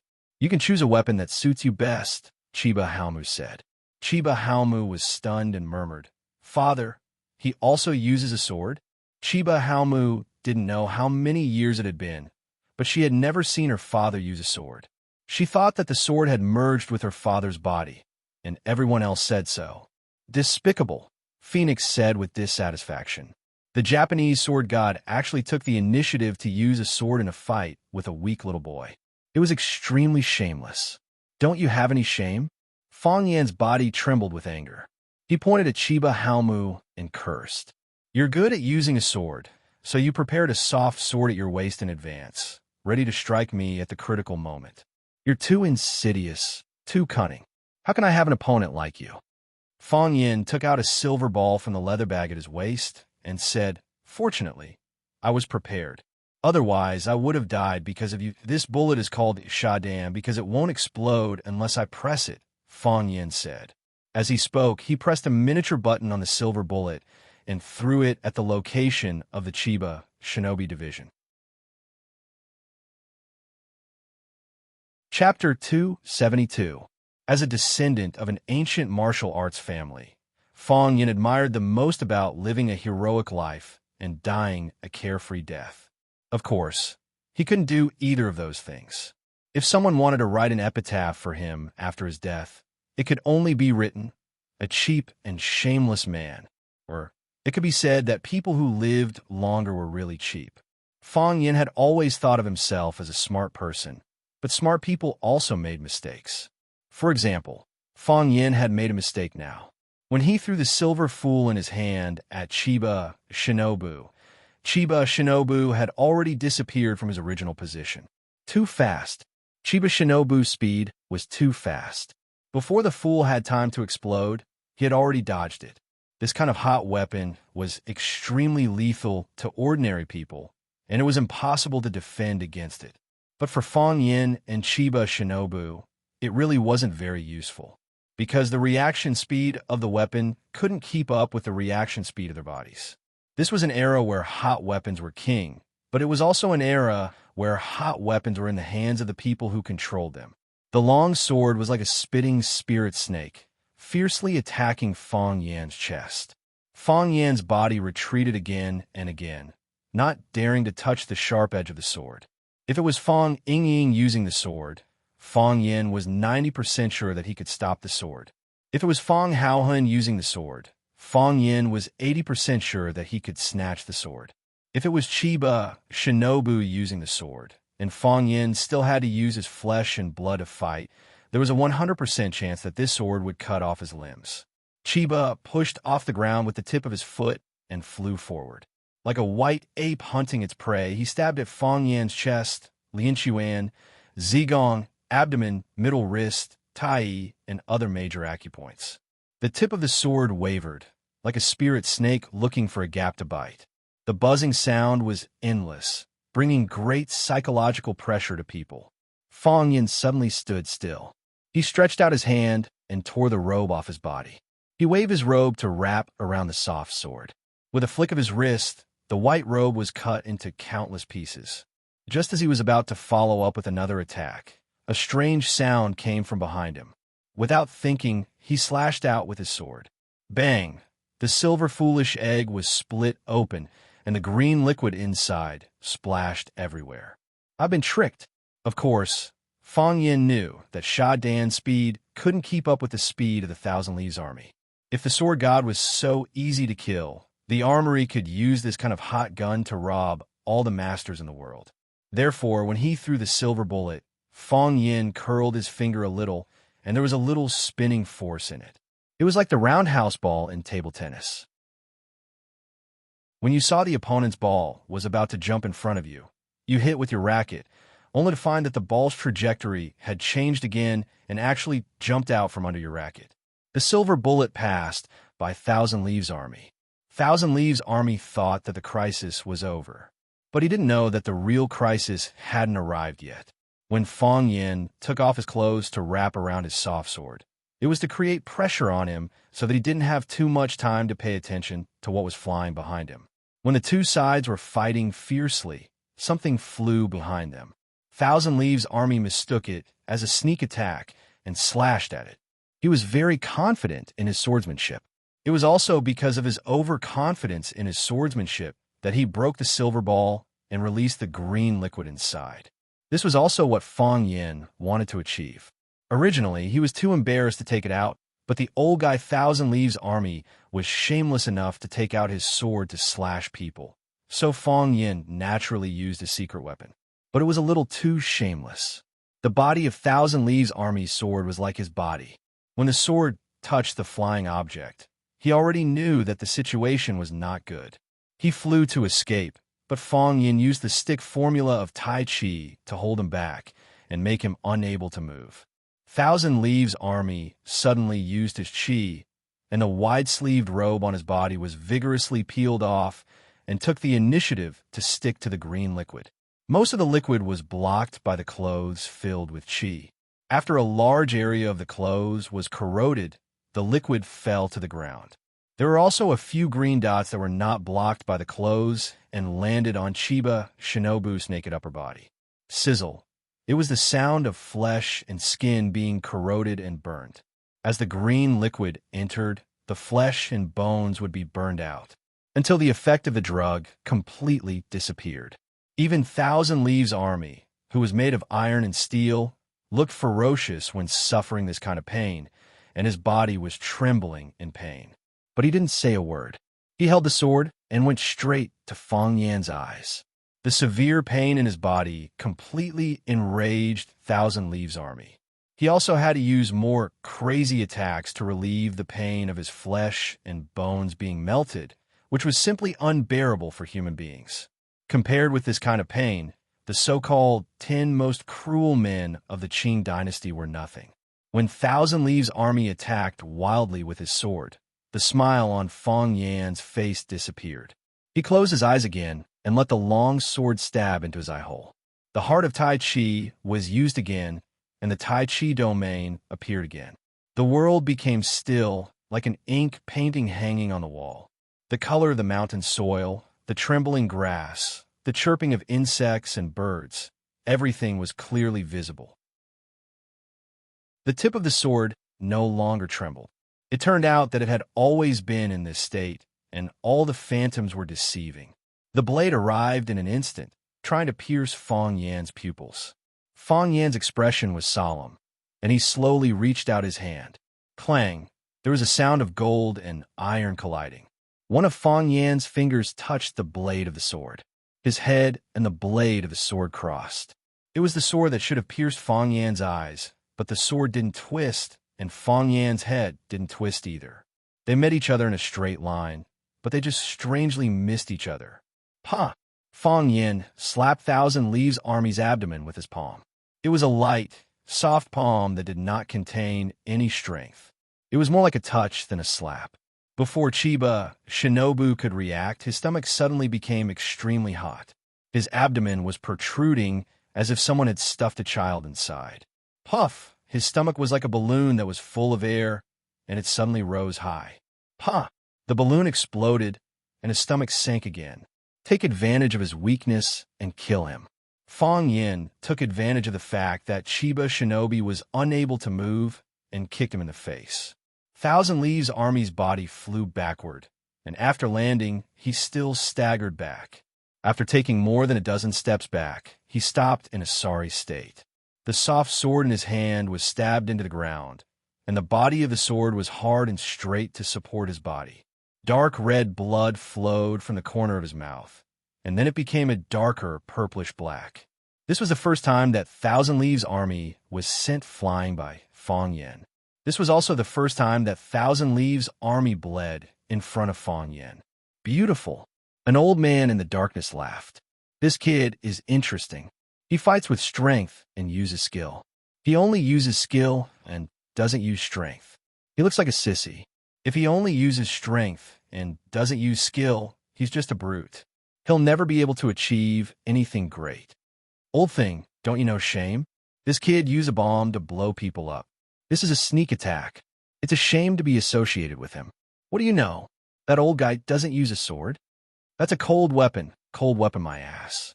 Go and touch the sword in his hand.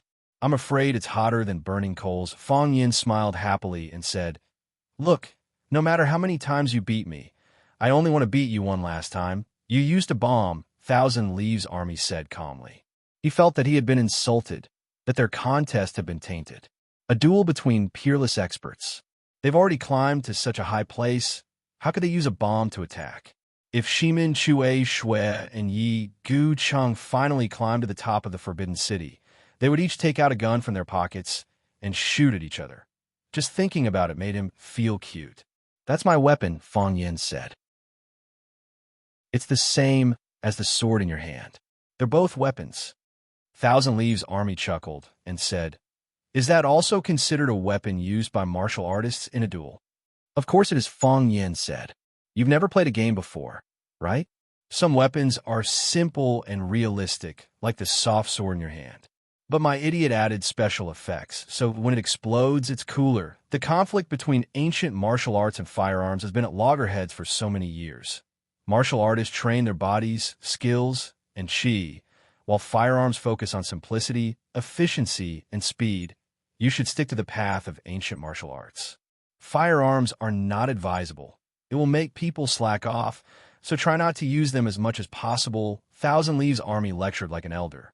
Shouldn't you wait until you're on the verge of death to say these words? At that time, the effect should be better, Fong Yin advised. Thousand Leaves' army licked the blood on the corner of his mouth and smiled gently. It's been a long time since I've tasted fresh blood. I really miss it. You're right, no matter how many times I win, you only need to win one last time. Thousand Leaves' army's figure became illusory, but his voice was still as clear as ever.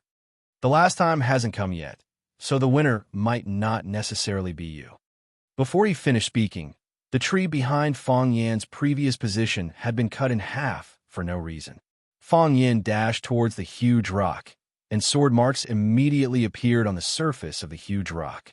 Large and small pieces of rock fell off, but the sword didn't make any sound when it cut the rock. It looked very strange. The sky was filled with Thousand Leaves' army's phantom, jumping up and down as he moved. The sword chi was extremely sharp.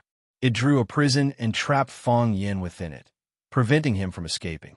Sword array, the ultimate interpretation of swordsmanship that humans could understand. Chapter 273. They raised their glasses and drank to the moon, forming a trio. Jiang Zhilu didn't use his binoculars to watch the fight on the top of the mountain. Instead, he gave the binoculars to the bodyguard behind him and told him to keep an eye on the situation and report back to him. Jiang Zhilu, Lu Qingming, and Lan Shanggu, who arrived last, drank and chatted merrily as if they were on a vacation in the wilderness. Because Lan Shanggu joined, Jiang Zhilu and Lu Qingming couldn't talk about cooperation. The businesses of the three were related and competitive, so they weren't afraid of not having a common language. Three of the four prodigies of Huacheng are here today. This is really fate. Lan Shanggu laughed and said, "How many years has it been since the four prodigies of Huacheng gathered together? In my memory, the four prodigies of Huacheng have never really gathered together, right?" Jiang Zhulu asked back. "Old Mei is so boring.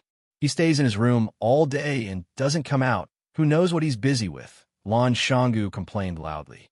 "That's because his name is Mei." Jiang Zhulu laughed and added, "The four prodigies of Huacheng in the eyes of bored people were Jiang Zhulu of the Jiang family, Lan Shanggu of the Lan family, Lu Shu of the Lu family, and Mei Yingxue of the Mei family."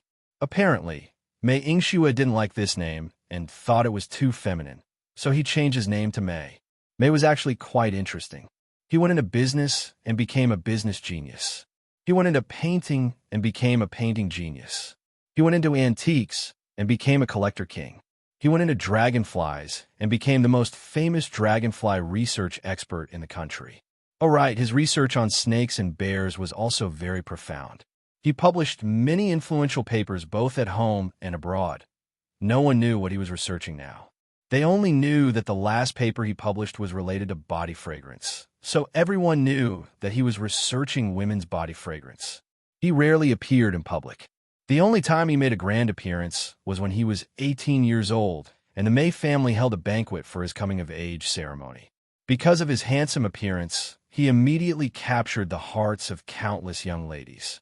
Therefore, Mei Yingxue, who only appeared once, instantly became one of the four prodigies of Huacheng and the most mysterious existence.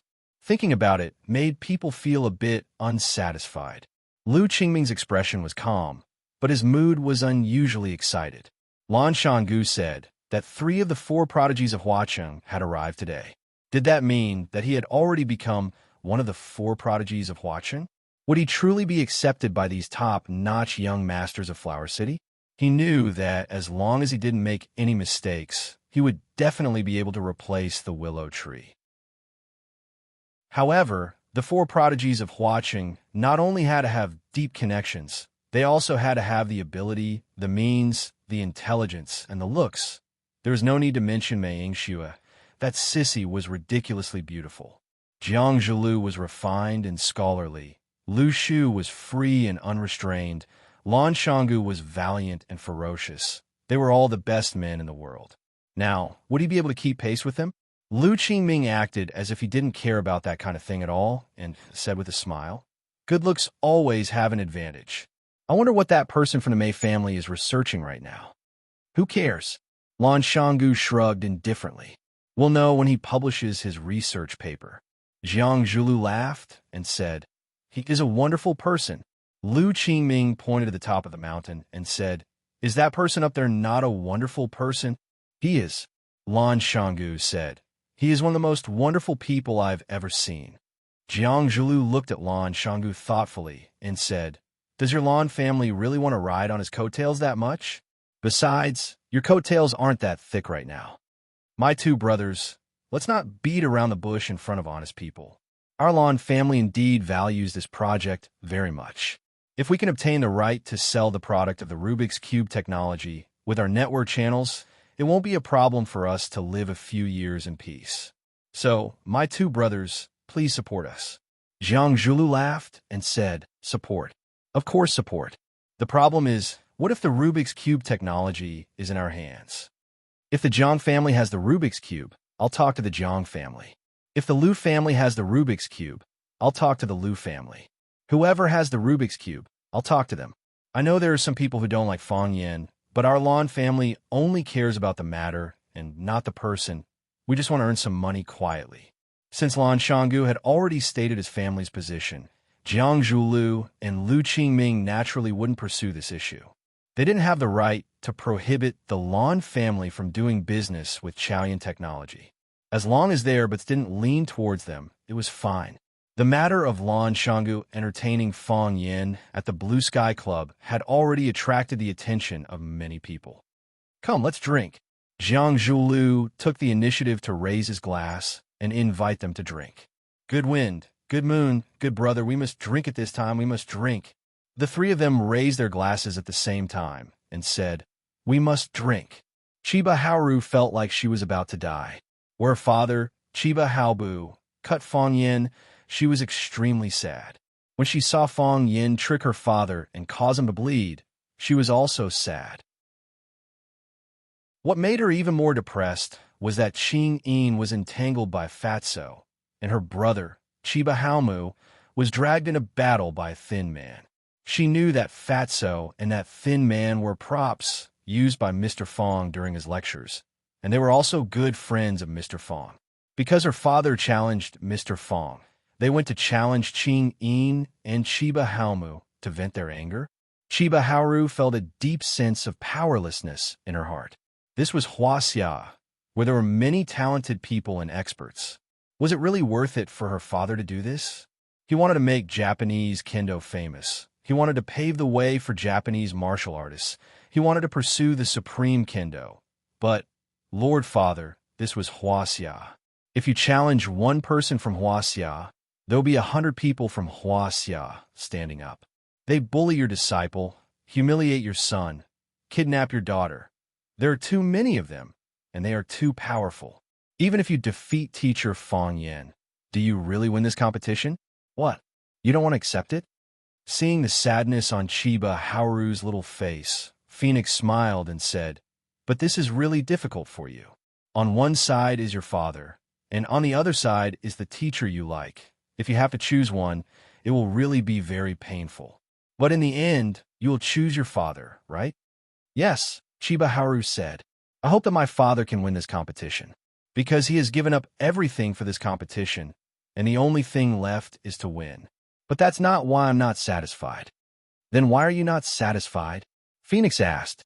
In the short time they spent together, she realized that this little girl was very intelligent and insightful. She was not like an ordinary high school girl. I'm not satisfied that Huaxia is too big. I'm not satisfied that there are too many Chinese. I'm not satisfied that your land is fertile. I'm not satisfied that your resources are vast. I'm not satisfied that you have thousands of years of cultural heritage. I'm not satisfied that you have too many experts. My father can only challenge teacher Fong Yin, but his two friends went to challenge my younger brother and my father's disciple. And you, and those experts hidden in the dark. Who among them dares to challenge? We humans are all God's people. Why is God so biased towards you guys? Can God really see all of this? Phoenix chuckled and said, This is Huaxia. This is the Huaxia. We can look down on others. Others can't ignore us. We can challenge others. Others can't provoke us. We can bully others. Others can't take revenge on us. Not satisfied? Not satisfied? Come and hit me if you can. Chiba Haoru felt that there was nothing more to say to this crazy woman. Phoenix patted Chiba Haoru's head and said, Actually, you can also become a Huaxia person. For example, you can marry a Huaxia man. No, I'm Japanese, Chiba Haoru said with a determined expression. Fong Yingying was the fastest fatso in the world. Of course, that was what he thought. However, Fong Yingying was indeed good at speed. His body size was inversely proportional to his fat body size.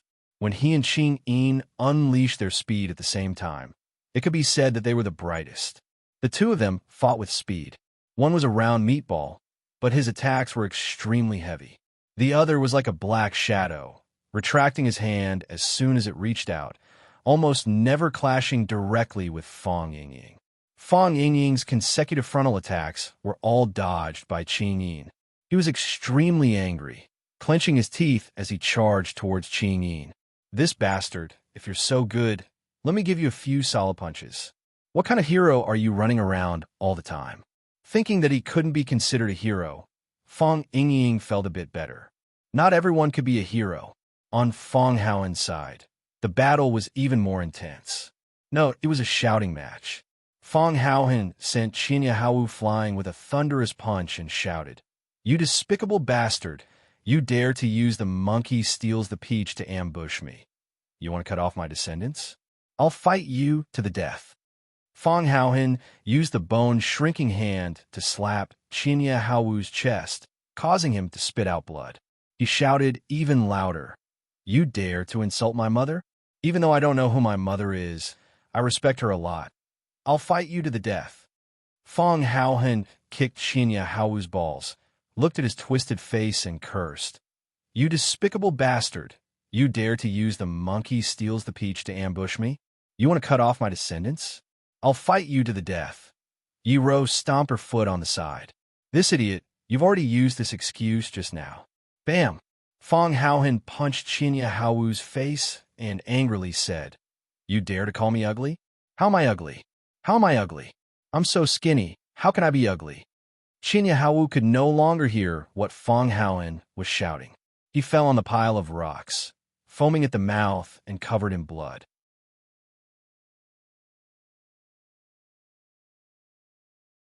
Chapter 274.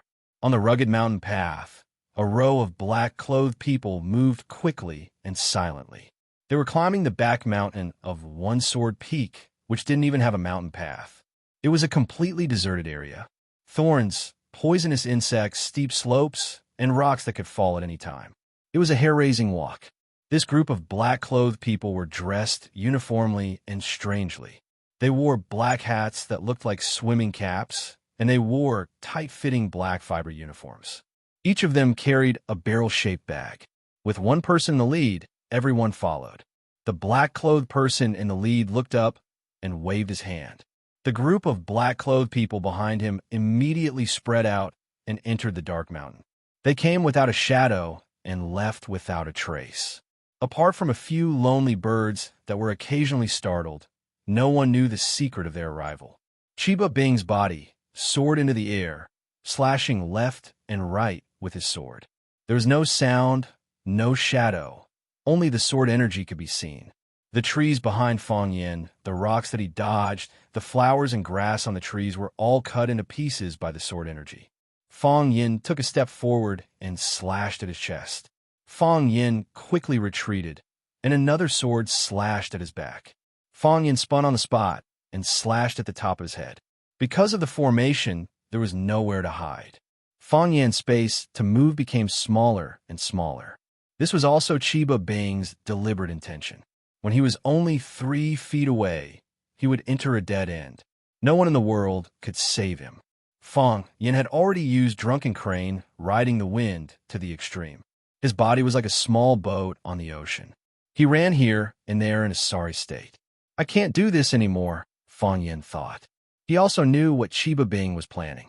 He was trying his best to reduce his space to move. When he couldn't dodge, he could only be beheaded by Chiba Bing. Unfortunately, Sha Dan had already been used. Otherwise, if he threw Sha Dan at Chiba Bing in the air, he wouldn't dare to use his sword to slash at him.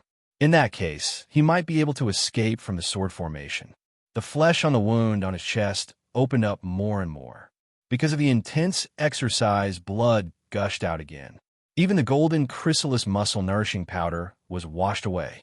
Without the obstruction of the golden chrysalis muscle nourishing powder, the blood flowed even more unbridled. Fong Yin's body was getting more and more tired, and his footsteps were getting heavier. Of course, he couldn't care less at this moment. This was the darkness before dawn, the frozen earth before the ice and snow melted, and the heavy rain before the sunset filled the sky. He had to persevere. He didn't care how many times Chiba Shinobi had won before. He just needed to win one last time. Besides, the old guy from the Chiba army didn't say that he was tired.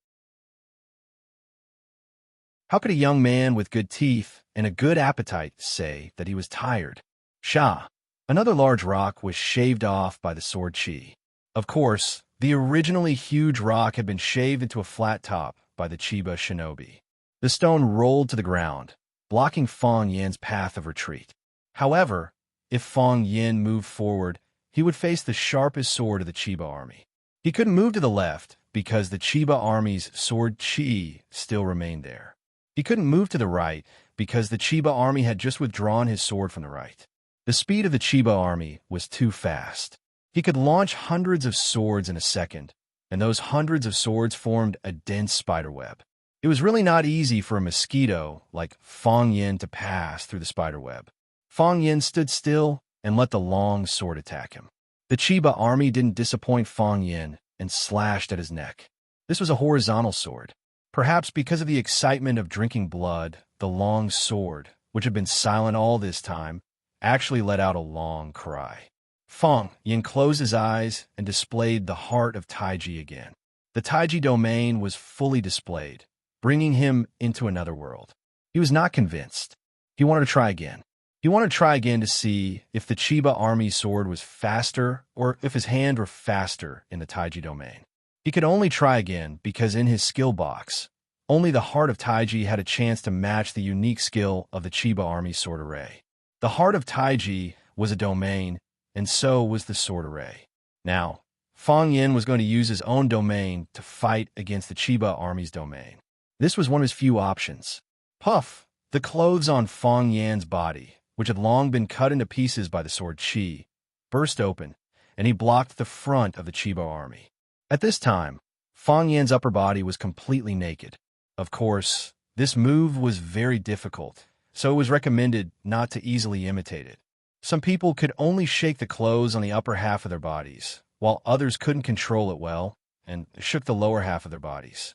The wind blew on their buttocks, and their balls were exposed. That would be too embarrassing. The Chiba army didn't even look at it. He even imitated Fang Yin and closed his eyes.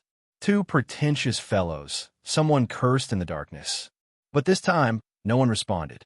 Whether it was Yiwon, Phoenix Chiba, and the others on the surface, or the unknown person hiding in the darkness, everyone was waiting.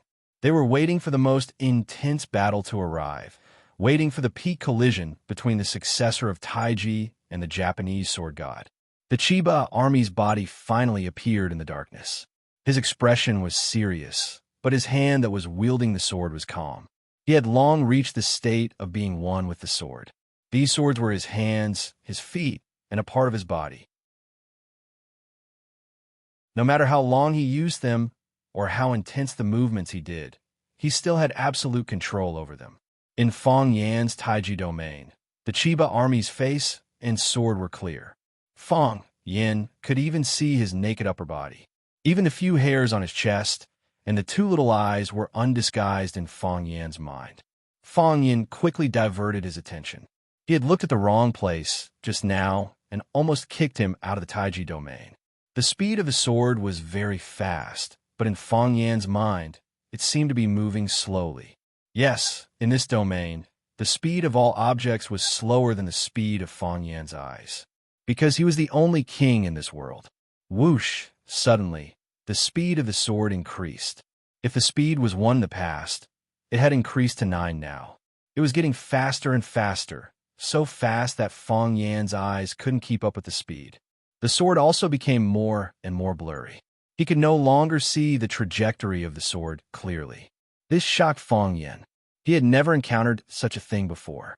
Could it be that in his Taiji domain, he was no longer the king, but was being controlled by someone else? Whoosh! Fang Yan's mind suddenly exploded, and a colorful rain of stars fell.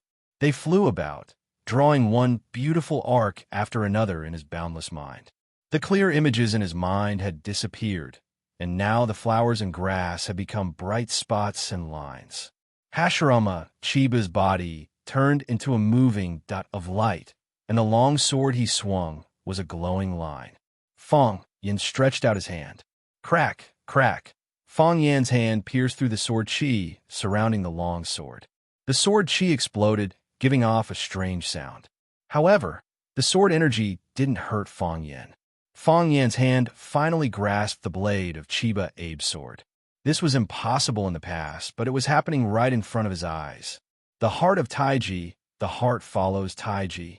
Sometimes it's not you who thinks about how to fight, but the heart of Taiji will lead you to fight. This was what the old drunkard said to Fang Yin. The old drunkard was a martial arts genius. Until now, no one dared to refute this. What he said was naturally very reasonable. Taiji was the protagonist, and people were the carrier of Taiji. This was the state that Fang Yin could experience. However, he didn't know what kind of state it was. Did it evolve, or did it deteriorate? Did the heart of Taiji upgrade, or did it mutate? Among 1,000,000 Taiji practitioners, one lucky person might understand the heart of Taiji. Each of the 10 Taiji practitioners who understood the heart of Taiji had a different growth process. Some of them reached the sky in one step and achieved the diamond body. Some of them fell into hell, and their bodies and emotions changed. The heart of Taiji disappeared for no reason. The reason why Fang Yin ran away was that he couldn't feel the existence of the heart of Taiji.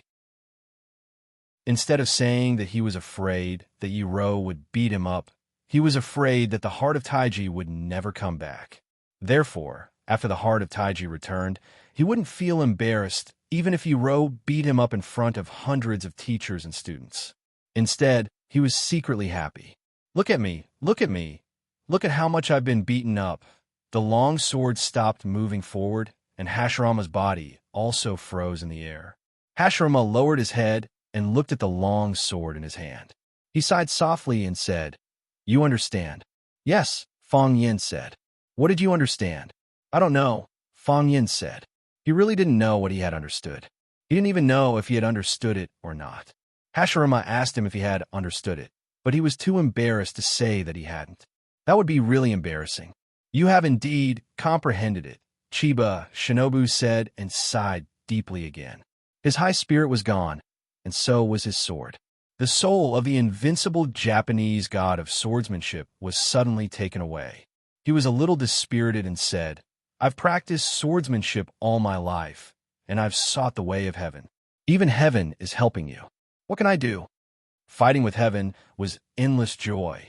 Fighting with earth was endless joy. Was that really the case? Was the power of heaven and earth something a mere martial artist could consume? Fang Yin didn't care about that.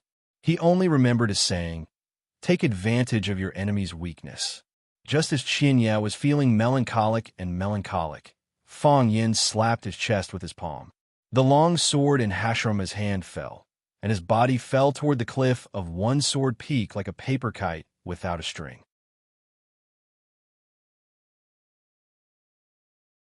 Chapter 275. "Father!" Chiba Kaori cried out anxiously. She blurted out in Japanese. Right now, no one cared whether others could understand her or not. She had witnessed her father being slapped down the cliff of One Sword Peak by Fang Yin's palm. The cliff was so high that she and the woman who kidnapped her had to climb it for half an hour, and they had to start climbing from the middle of the mountain. If her father fell down like that, wouldn't he die? She was heartbroken. Tears flowed out of her eyes as she rushed toward the spot where Chiba Hajime had fallen. Phoenix grabbed her arm and shouted, "Stop! You're now my captive. Whether you live or die is up to me. Let me go." Chiba Kaori struggled with all her might. Ever since she met Phoenix, their conversation had been very pleasant. Even when she was kidnapped, she still had a smile on her face. This was the first time she tried to break free from Phoenix's control. With a flick of her wrist, Chiba Kaori fell to the ground. "I don't have tender feelings for the fairer sex," Phoenix said with a cold smile. Chiba Haomu had just opened his eyes when he happened to see his father's body falling down the cliff. His eyes were wide open. He couldn't imagine how his father had failed. He was the invincible Japanese sword god, the faith of Japanese samurai, and the totem of kendo. How could he have lost? He got up, ignoring the pain in his body, and rushed toward the cliff where his father had disappeared. Qing Yin had already stopped fighting with Fang Ying. The moment he saw his master, Chiba Hajime, being beaten down the mountain by Fang Yin, he was dumbfounded. He knew how powerful Chiba Hajime was. He also knew how powerful Fang Yin was. Fang Yin, that bastard, did he use Shadan again? Fang Ying was also dumbfounded. He was really dumbfounded. He didn't expect Junior Martial Uncle to win. How did Junior Martial Uncle win? Logically speaking, Junior Martial Uncle should not be able to defeat the Chiba army. This kind of thing did not make sense at all. In the beginning, Junior Martial Uncle had offended so many masters with his vicious tongue. Should he and Fang Haoen run away tomorrow or not? Because he was thinking about this problem, he forgot to take the opportunity to deal a harsh blow to Qing Yin. Therefore, it could be proven that he was truly a fool.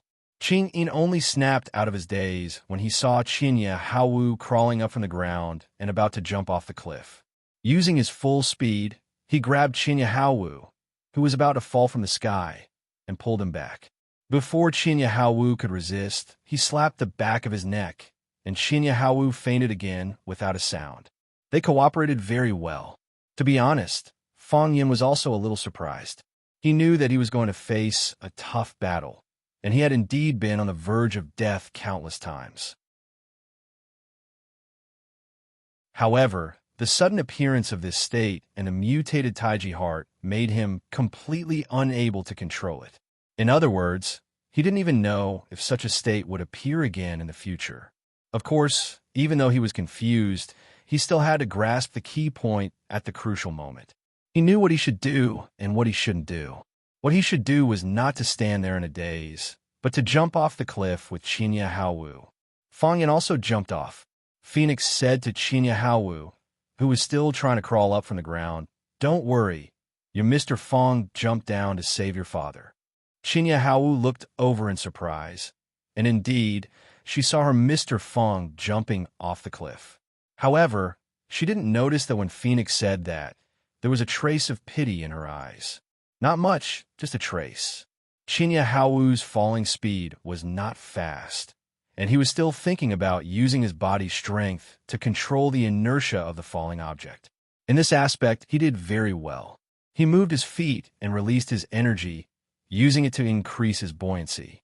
If he wore the wide-sleeved robe that had not been blown up, he would look like those immortals who flew in the wind in the valley.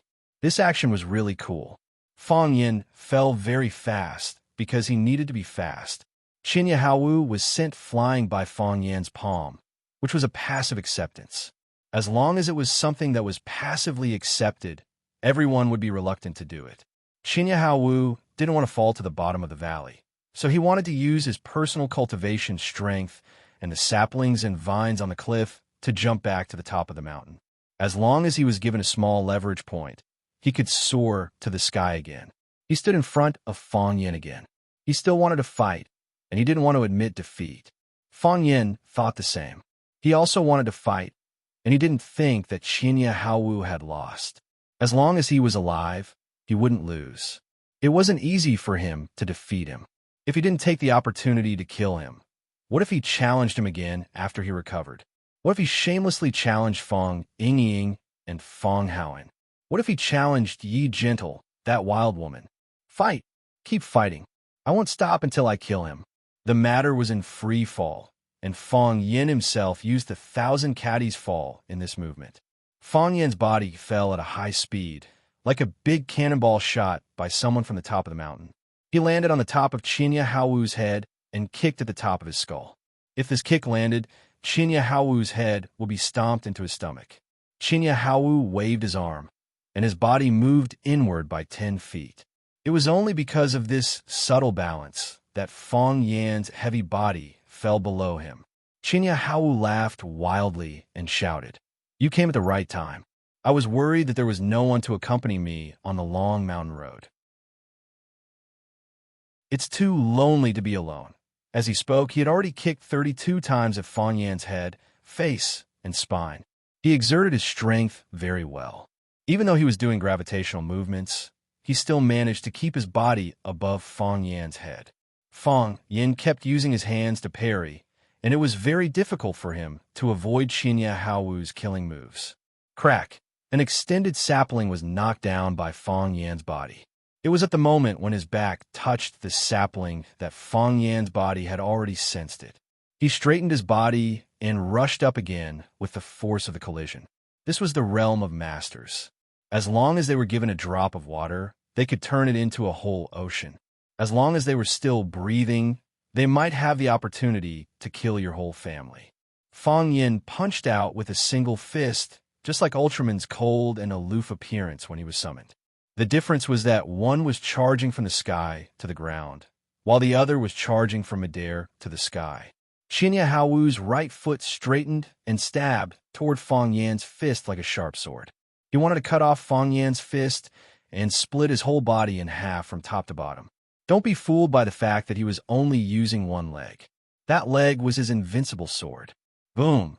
Fang Yin threw out a punch and forcefully hit the tip of the foot that Fang Yin had stretched out. Qinya Haowu's foot shrank, and the shoe on his foot suddenly disappeared. Before he could fully display his sword energy, Fang Yin had already hit him with all his strength.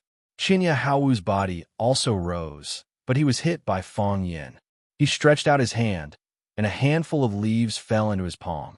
With a flick of his finger, a leaf silently pierced toward the center of Fang Yan's eyebrows.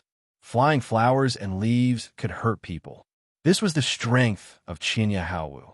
It was the same principle as when Fang Yin penetrated the paper with his internal force and disfigured the willow tree. Fang Yin punched out and sent the leaf flying. Qinya Haowu flicked out 2 more leaves in a row. After they were sent flying by Fang Yin, the leaves suddenly rained down on Fang Yin. In the hands of Qinya Haowu, each leaf was a small sword. He used these countless small swords to form a sword formation and cover the top of Fang Yan's head. People had very little space to move in the air. The way up was blocked by the sword formation. If he dived down, he would be chased by these Yi Jian, which had been penetrated by the fierce energy. Even if Fang Yin fell to the bottom, these Yi Jian would not necessarily lose all their aggressiveness and would still cause fatal damage to Fang Yin.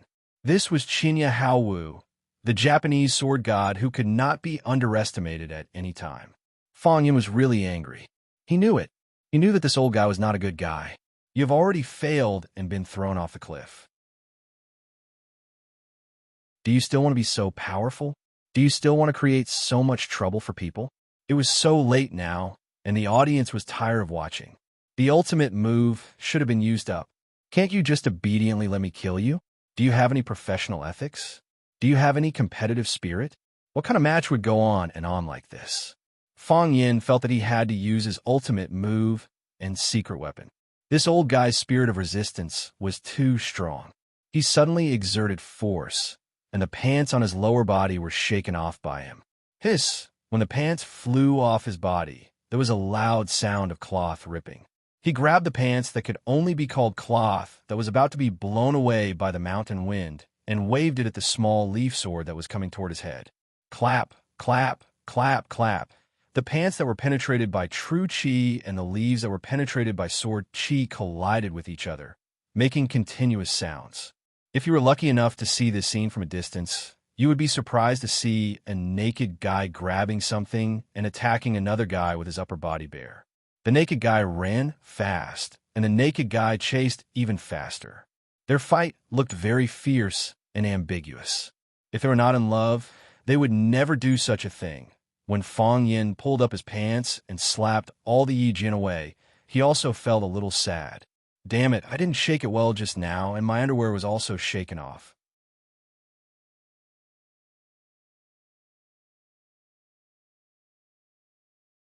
Chapter 276. Everything on TV was a lie. This was Fang Yan's profound experience. In the past, when he watched TV, once the hero transformed into Super Saiyan, he would clench his fists and shout, and with a strong shake of his body, his coat and pants would fly off. Only a pair of sexy and delicate boxer briefs were left on his body. In fact, that was not the case at all. Think about it. When you used your strength to shake off your pants, didn't you first tear your underwear? If the underwear didn't tear, how could your body's ki blow up the clothes outside the underwear? I've only heard of hitting a cow across a mountain, but I've never heard of hitting long pants with underwear, right? So, you can shake off your coat, but it's very unrealistic to want to shake off your pants and keep your underwear. It was also Fang Yan's first time doing this kind of thing, and he didn't have much experience, so the price he paid was heavy. Originally, the audience on the viewing platform couldn't see the battle on the top of the mountain. Even if they used binoculars, they could only occasionally see 1 or 2 figures. When Fang Yin and Chiba Hiroto were fighting, they wouldn't deliberately run to the edge of the cliff to let them see a few more glances. How could a guy who didn't buy a ticket enjoy such VIP benefits? However, Fang Yin and Chiba Hiroto were fighting naked on the edge of the mountain, which was a feast for the eyes of the guys who were anxiously watching with binoculars. A fatso with a cigarette in his mouth widened his eyes, raised his binoculars, and said, "Damn, the fight is too F***ing intense. Even their clothes are off. The senior Fujoshi next to him snatched away the binoculars of Fatso's boyfriend, raised it to look at the valley, and her whole body began to tremble with excitement. They really beat their clothes off. They really beat their clothes off. The one in the back took off his pants, and I can see his figure is not bad. Do you think the two of them are having an affair? The love between the god of swords and the grandmaster of Tai Chi. Just thinking about it makes me so excited. There were even more direct women who waved their fists and shouted. Together, together, together. Many years later, when Fong Yingying told his son about the battle between the king of Taiji, Fong Yin, and the Japanese sword god, Chiba Hashirama, he would still describe it in a heavy and hoarse voice. It was a tough fight. Your grandmaster's clothes were all gone. But when you say this, can you not look so wretched and smile so lewdly? You'll give the kids bad associations, okay? Otherwise, why would your fat son anxiously ask whether Grandmaster and that Japanese sword god lived happily ever after you finished telling the story? Your son has become like this, and as a father, you have to take full responsibility, okay? Of course, Fong Yin didn't have the time to think about how much trouble exposing his but would bring to his life. He was working hard, strenuously, fiercely, and relentlessly attacking the Thousand Leaves military department. Bang! Chiba Hashirama's body rose rapidly, and he jumped high to the top of the mountain with the help of a protruding boulder. Fong Yin also jumped high into the sky in a super cool posture. When he saw Yiwen, Phoenix Chiba's son, and countless people in the dark staring at his lower body, he couldn't help but lower his head. Damn, it's so embarrassing. There's a reaction. Fong Yin consecutively used dozens of thousand gene weight on himself, adding up to several tens of thousands of gene. Only then did he manage to press his body down with lightning speed. So, in the eyes of the people on the mountaintop, this was the scene. The naked Fong Yin jumped up from the valley like a monkey, and the naked Fong Yin jumped down like a monkey. Fong Yingying looked up at the starry sky, sighed softly, and said, Junior Marshal Uncle doesn't like women. Is the Fong family going to have no descendants? Fong Haohan covered his butt nervously and said, Junior Marshal Uncle peeped on me bathing. Junior Marshal Uncle took me to Shahizi Reservoir to catch crayfish, and he tricked me into taking off all my clothes. I was still young at that time, and I didn't have any awareness of defense. Fong Yingying and Fong Haohan looked at each other, and they saw despair and sadness in each other's eyes. Their virginity had long been tarnished, and they could no longer be pure and beautiful men. When Fong Yin jumped up again, he had a skirt around his waist. It was the pants he used to swing the leaf sword, and he had an idea to change it into this. Of course, because he used too much force when he took off his pants, his clothes were already torn to pieces, so his skirt looked like a tattered tassel skirt, full of passion and exotic charm. When Fong Yin punched Chiba Hiroshi, his skirt would be lifted up high, revealing his sexy and plump buttocks. When Fong Yin quickly rushed towards Chiba Hiroshi, his skirt would be blown up by the wind, revealing his sexy and straight black hairy thighs. When Fong Yin kicked Chiba Hiroshi, his skirt would also be lifted up by the whistling night wind, revealing, holy shit, he still has a reaction. Every attack represented another exposure. This scene was so beautiful that many people didn't dare to look at it for too long. Of course, Fong Yin's sacrifice was also effective. Boom! He punched Chiba Hiroshi and sent him flying. Pa! He slapped Chiba Hiroshi until he vomited blood. Dong! He was kicked in the crotch by Chiba Hiroshi. Fong Yin sucked in a breath of cold air in pain. This old man had planned for so long just for this attack, right? When Chiba Hiroshi was once again knocked to the ground by Fong Yin and his body hit the big stone, he completely lost the interest and motivation to fight. He leaned against the rock and looked at Fong Yin, who was standing in front of him, and said, You have won this battle. I know. Fong Yin nodded and said, Can you stand up and let's fight for a while? 10 minutes? 5 minutes is fine. How about 3 minutes? Believe me, I'm very fast. Come, let me help you up. Chiba Hiroshi looked at Fong Yin with a puzzled look and said, You have already won. I admit defeat in public, and your name will spread to Huaxia, Japan, and even the entire Asian martial arts world. Why do you still want to fight?" Fang Yin was very angry and said, "I don't want to fight, but can I not fight? If you lie here and don't move, how can I slap you to death? Get up and let's fight again. You pretend to punch me, and then I will smash your head with one punch." Chiba Hiroshi smiled silently and said, "You want to kill me? Isn't that obvious?" Fang Yin scolded, "You see that I'm young, promising, and knowledgeable, so you want to kill me to get rid of a terrifying and dangerous opponent for the Japanese. You have lived for so many years, eaten and drank, and played with everything you want. Not counting the illegitimate children, you even have 2 children.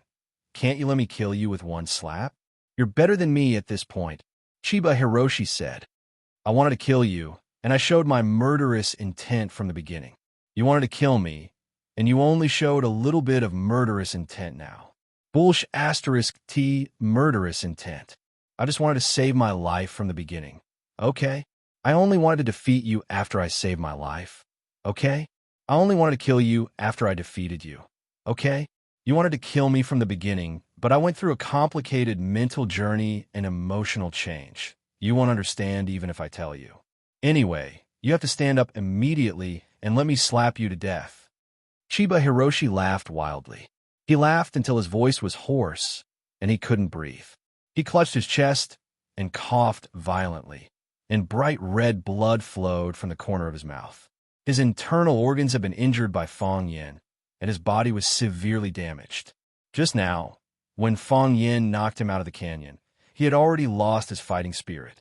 The reason why he still fought with Fang Yin for so long was that he was unwilling to accept defeat. He couldn't accept it. He couldn't accept being defeated by a young man from Huaxia. In other words, his road to conquering Huaxia had ended here. But as soon as he took a step forward, his foot was chopped off. Such an encounter made people feel extremely sad and sad. I understand. Chiba Hiroshi laughed until tears came out of his eyes. He looked at Fang Yin and said, "You are really an interesting person. Only such a person can understand the real martial arts. Martial arts is the human nature. As long as people live with spirit, they can reach the peak of martial arts. Until now, I didn't understand. I didn't know what my biggest flaw was. I focused on comprehending the sword and didn't care about the world, but it also meant that I closed the door to myself and the world. Only by entering the world can I understand the world. Only by understanding the world can I feel the 7 emotions and 6 desires of the sword. My emotions are not lacking in ruthlessness or lightness, but they lack a sense of humanity. I didn't lose unjustly. The old guy lay there and talked for a long time. Fang Yin was not willing to listen to him anymore. He stood in front of Chiba Hiroshi with his hands on his waist and bare upper body and thighs. He said impatiently, "Are you going to get up or not? Don't think that I can't kill you because you are like this. I am a cruel and merciless guy. If you don't believe me, you can ask around. Children can stop crying at night just by mentioning my name." Whoosh! Chiba Hiroshi flicked his finger, and a small stone flew toward Fang Yan's crotch. Crack! With the sound of cloth ripping, the small cloth skirt around Fang Huahua's waist came off and was blown away by the wind. Fang Yin stood where he was for a few seconds, and then he grinned. "You started it this time." Fang Yin dashed forward with his bare buttocks. He punched and kicked Chiba Shinobu, who was lying on the ground. Cloud-piercing palm, cloud-collapsing fist, monkey-plucking peach, black tiger gouging heart, B-somersault 360 degrees Tokyo Tower. Chapter 277. Some people say that happiness is not because you get too much, but because you care too little. Fang Yin had long wanted to drag the guy who said this out and beat him up. It was easy to say, but if someone took off your pants and exposed your butt in front of everyone, would you not care and pretend that nothing had happened?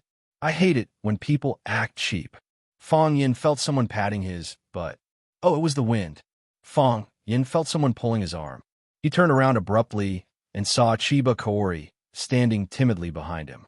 She was helpless and pitiful. She said, "Mr. Fong, please, don't beat my father anymore, okay?" Fong Yin felt a headache coming on. When men were fighting, women should not be watching at the scene, should they? He kicked Chiba Kaori and said, "Your father wanted to kill me, so it's natural for me to kill him now. Am I right?" "Yes." Chiba Kaori nodded. "But he has already lost. He has already admitted defeat to you. Mr. Fong, my father is a proud man like you. He would rather die than admit defeat. However, he admitted defeat to you. Can you let him go? Don't humiliate him like this anymore. Although he was defeated by you, please give him a little bit of a martial artist dignity. All martial artists should be respected by others. Isn't that the case? You said in class that anyone who becomes the most powerful person in his own field and makes a special contribution should be respected by others, even if that person is a thief." Fong Yin could not help but nod and said, "You're right. I am indeed an iron-blooded man who would rather die than admit defeat. Otherwise, I wouldn't have accepted your father's challenge. I can see that your father is like me. No, he seems to have more backbone than me." Chiba Kaori was overjoyed and said, "Mr. Fong, you agree to let my father go? I'm going to kill him and let him have what he wants," Fong Yin said firmly. "I know what people like us really need." As he spoke, he slashed his saber at Chiba's neck. Thump! Chiba Sun threw herself onto her father and used her frail body to shield Fong Yin. She cried, "Mr. Fong, I beg you, let him go. He's just a pitiful old man who failed. He can go back. He'll only be criticized and mocked by countless people when he returns. He has nothing left. He can't die because he's the husband of a woman and the father of 2 children. Mr. Fong, I know you're a kind-hearted man. You've never taken the initiative to hurt anyone. You've always been passively accepting challenges from others. You're refined, knowledgeable, and have a strong patriotism. In fact, you and my father are the same kind of person." Chiba Sun turned to look at Fong Yin and begged, "Mr. Fong, please have pity on this old man. Have pity on his daughter. Let him go, please." Chiba Hyunbu's face was swollen and he was covered in blood. He didn't look like the god of swords anymore. However, he still maintained a calm and peaceful attitude. He reached out to stroke his daughter's hair and said with a smile, "Chiba's son, thank you for everything you've done for me. This is the first time you've seen me fight with someone, and I've lost. As your father, I feel so ashamed."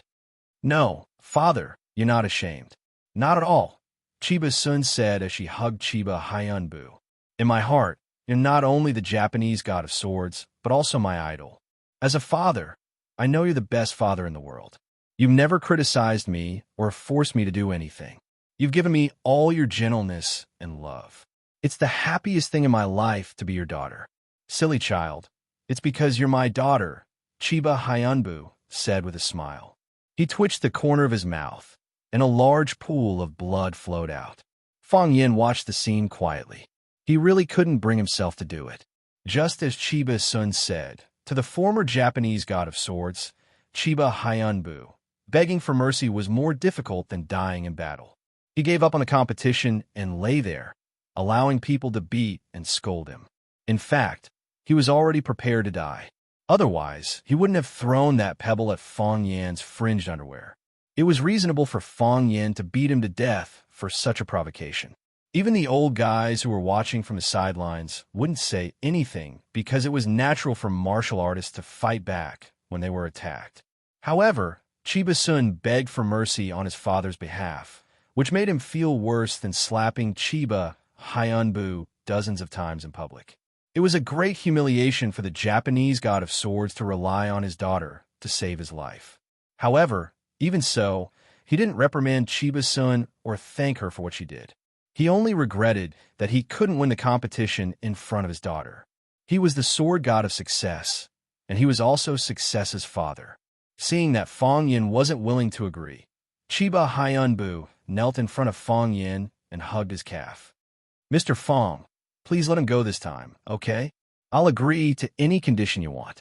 I know you're angry, and I know you're angry. Please take it out on me. I'm his daughter, and I'm willing to take all the revenge for him." Fong Yin looked at Chiba Sun and asked, "If I was defeated by your father, would you plead for me?" "Yes," Chiba's son answered without hesitation. I was kidnapped by a sister on my way here. She said that if you're in danger, I won't be able to keep my life. I'm happy to hear that, and I'm happy to be kidnapped by her. Seeing Phoenix walking over, Fang Yin knew that she wasn't lying. He looked at Chiba Hyanbu, who was lying on the ground, and said, "If I fail and plead for you, would you let me go?" "You know the answer," Chiba Hyanbu said. "Why do you need to ask others?" "Yes, I know the answer," Fang Yin said. "I know you won't let me go. You'll definitely swing your sword and kill me. You see, this kind of thing is really difficult. If I let you go, it won't be fair to me. If I kill you, it'll seem like I'm heartless. Why don't you kill yourself?" Chiba Hyunba laughed and said, "I won't kill myself." How shameless. Fang Yin was so angry that he was about to stomp his feet. Bullsh asterisk T, Japanese god of swords. He's completely shameless. How could someone like him become a grandmaster? He couldn't imagine how he would be worshipped by countless people in the future. Slap. Fang Yan's, but was slapped by someone. Phoenix stood behind him and said, "Are you an exhibitionist? How long are you going to stand here with your butt bare?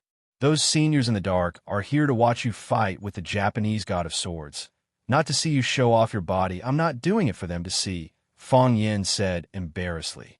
"I'm mainly doing it for you." Fang Ying responded and trotted to Fang Yin. "Junior martial uncle, I knew you would win. Find me my clothes." Fang Yin interrupted his flattery and said. On the eve of the battle, he took off a black robe. Fang Ying turned around and ran.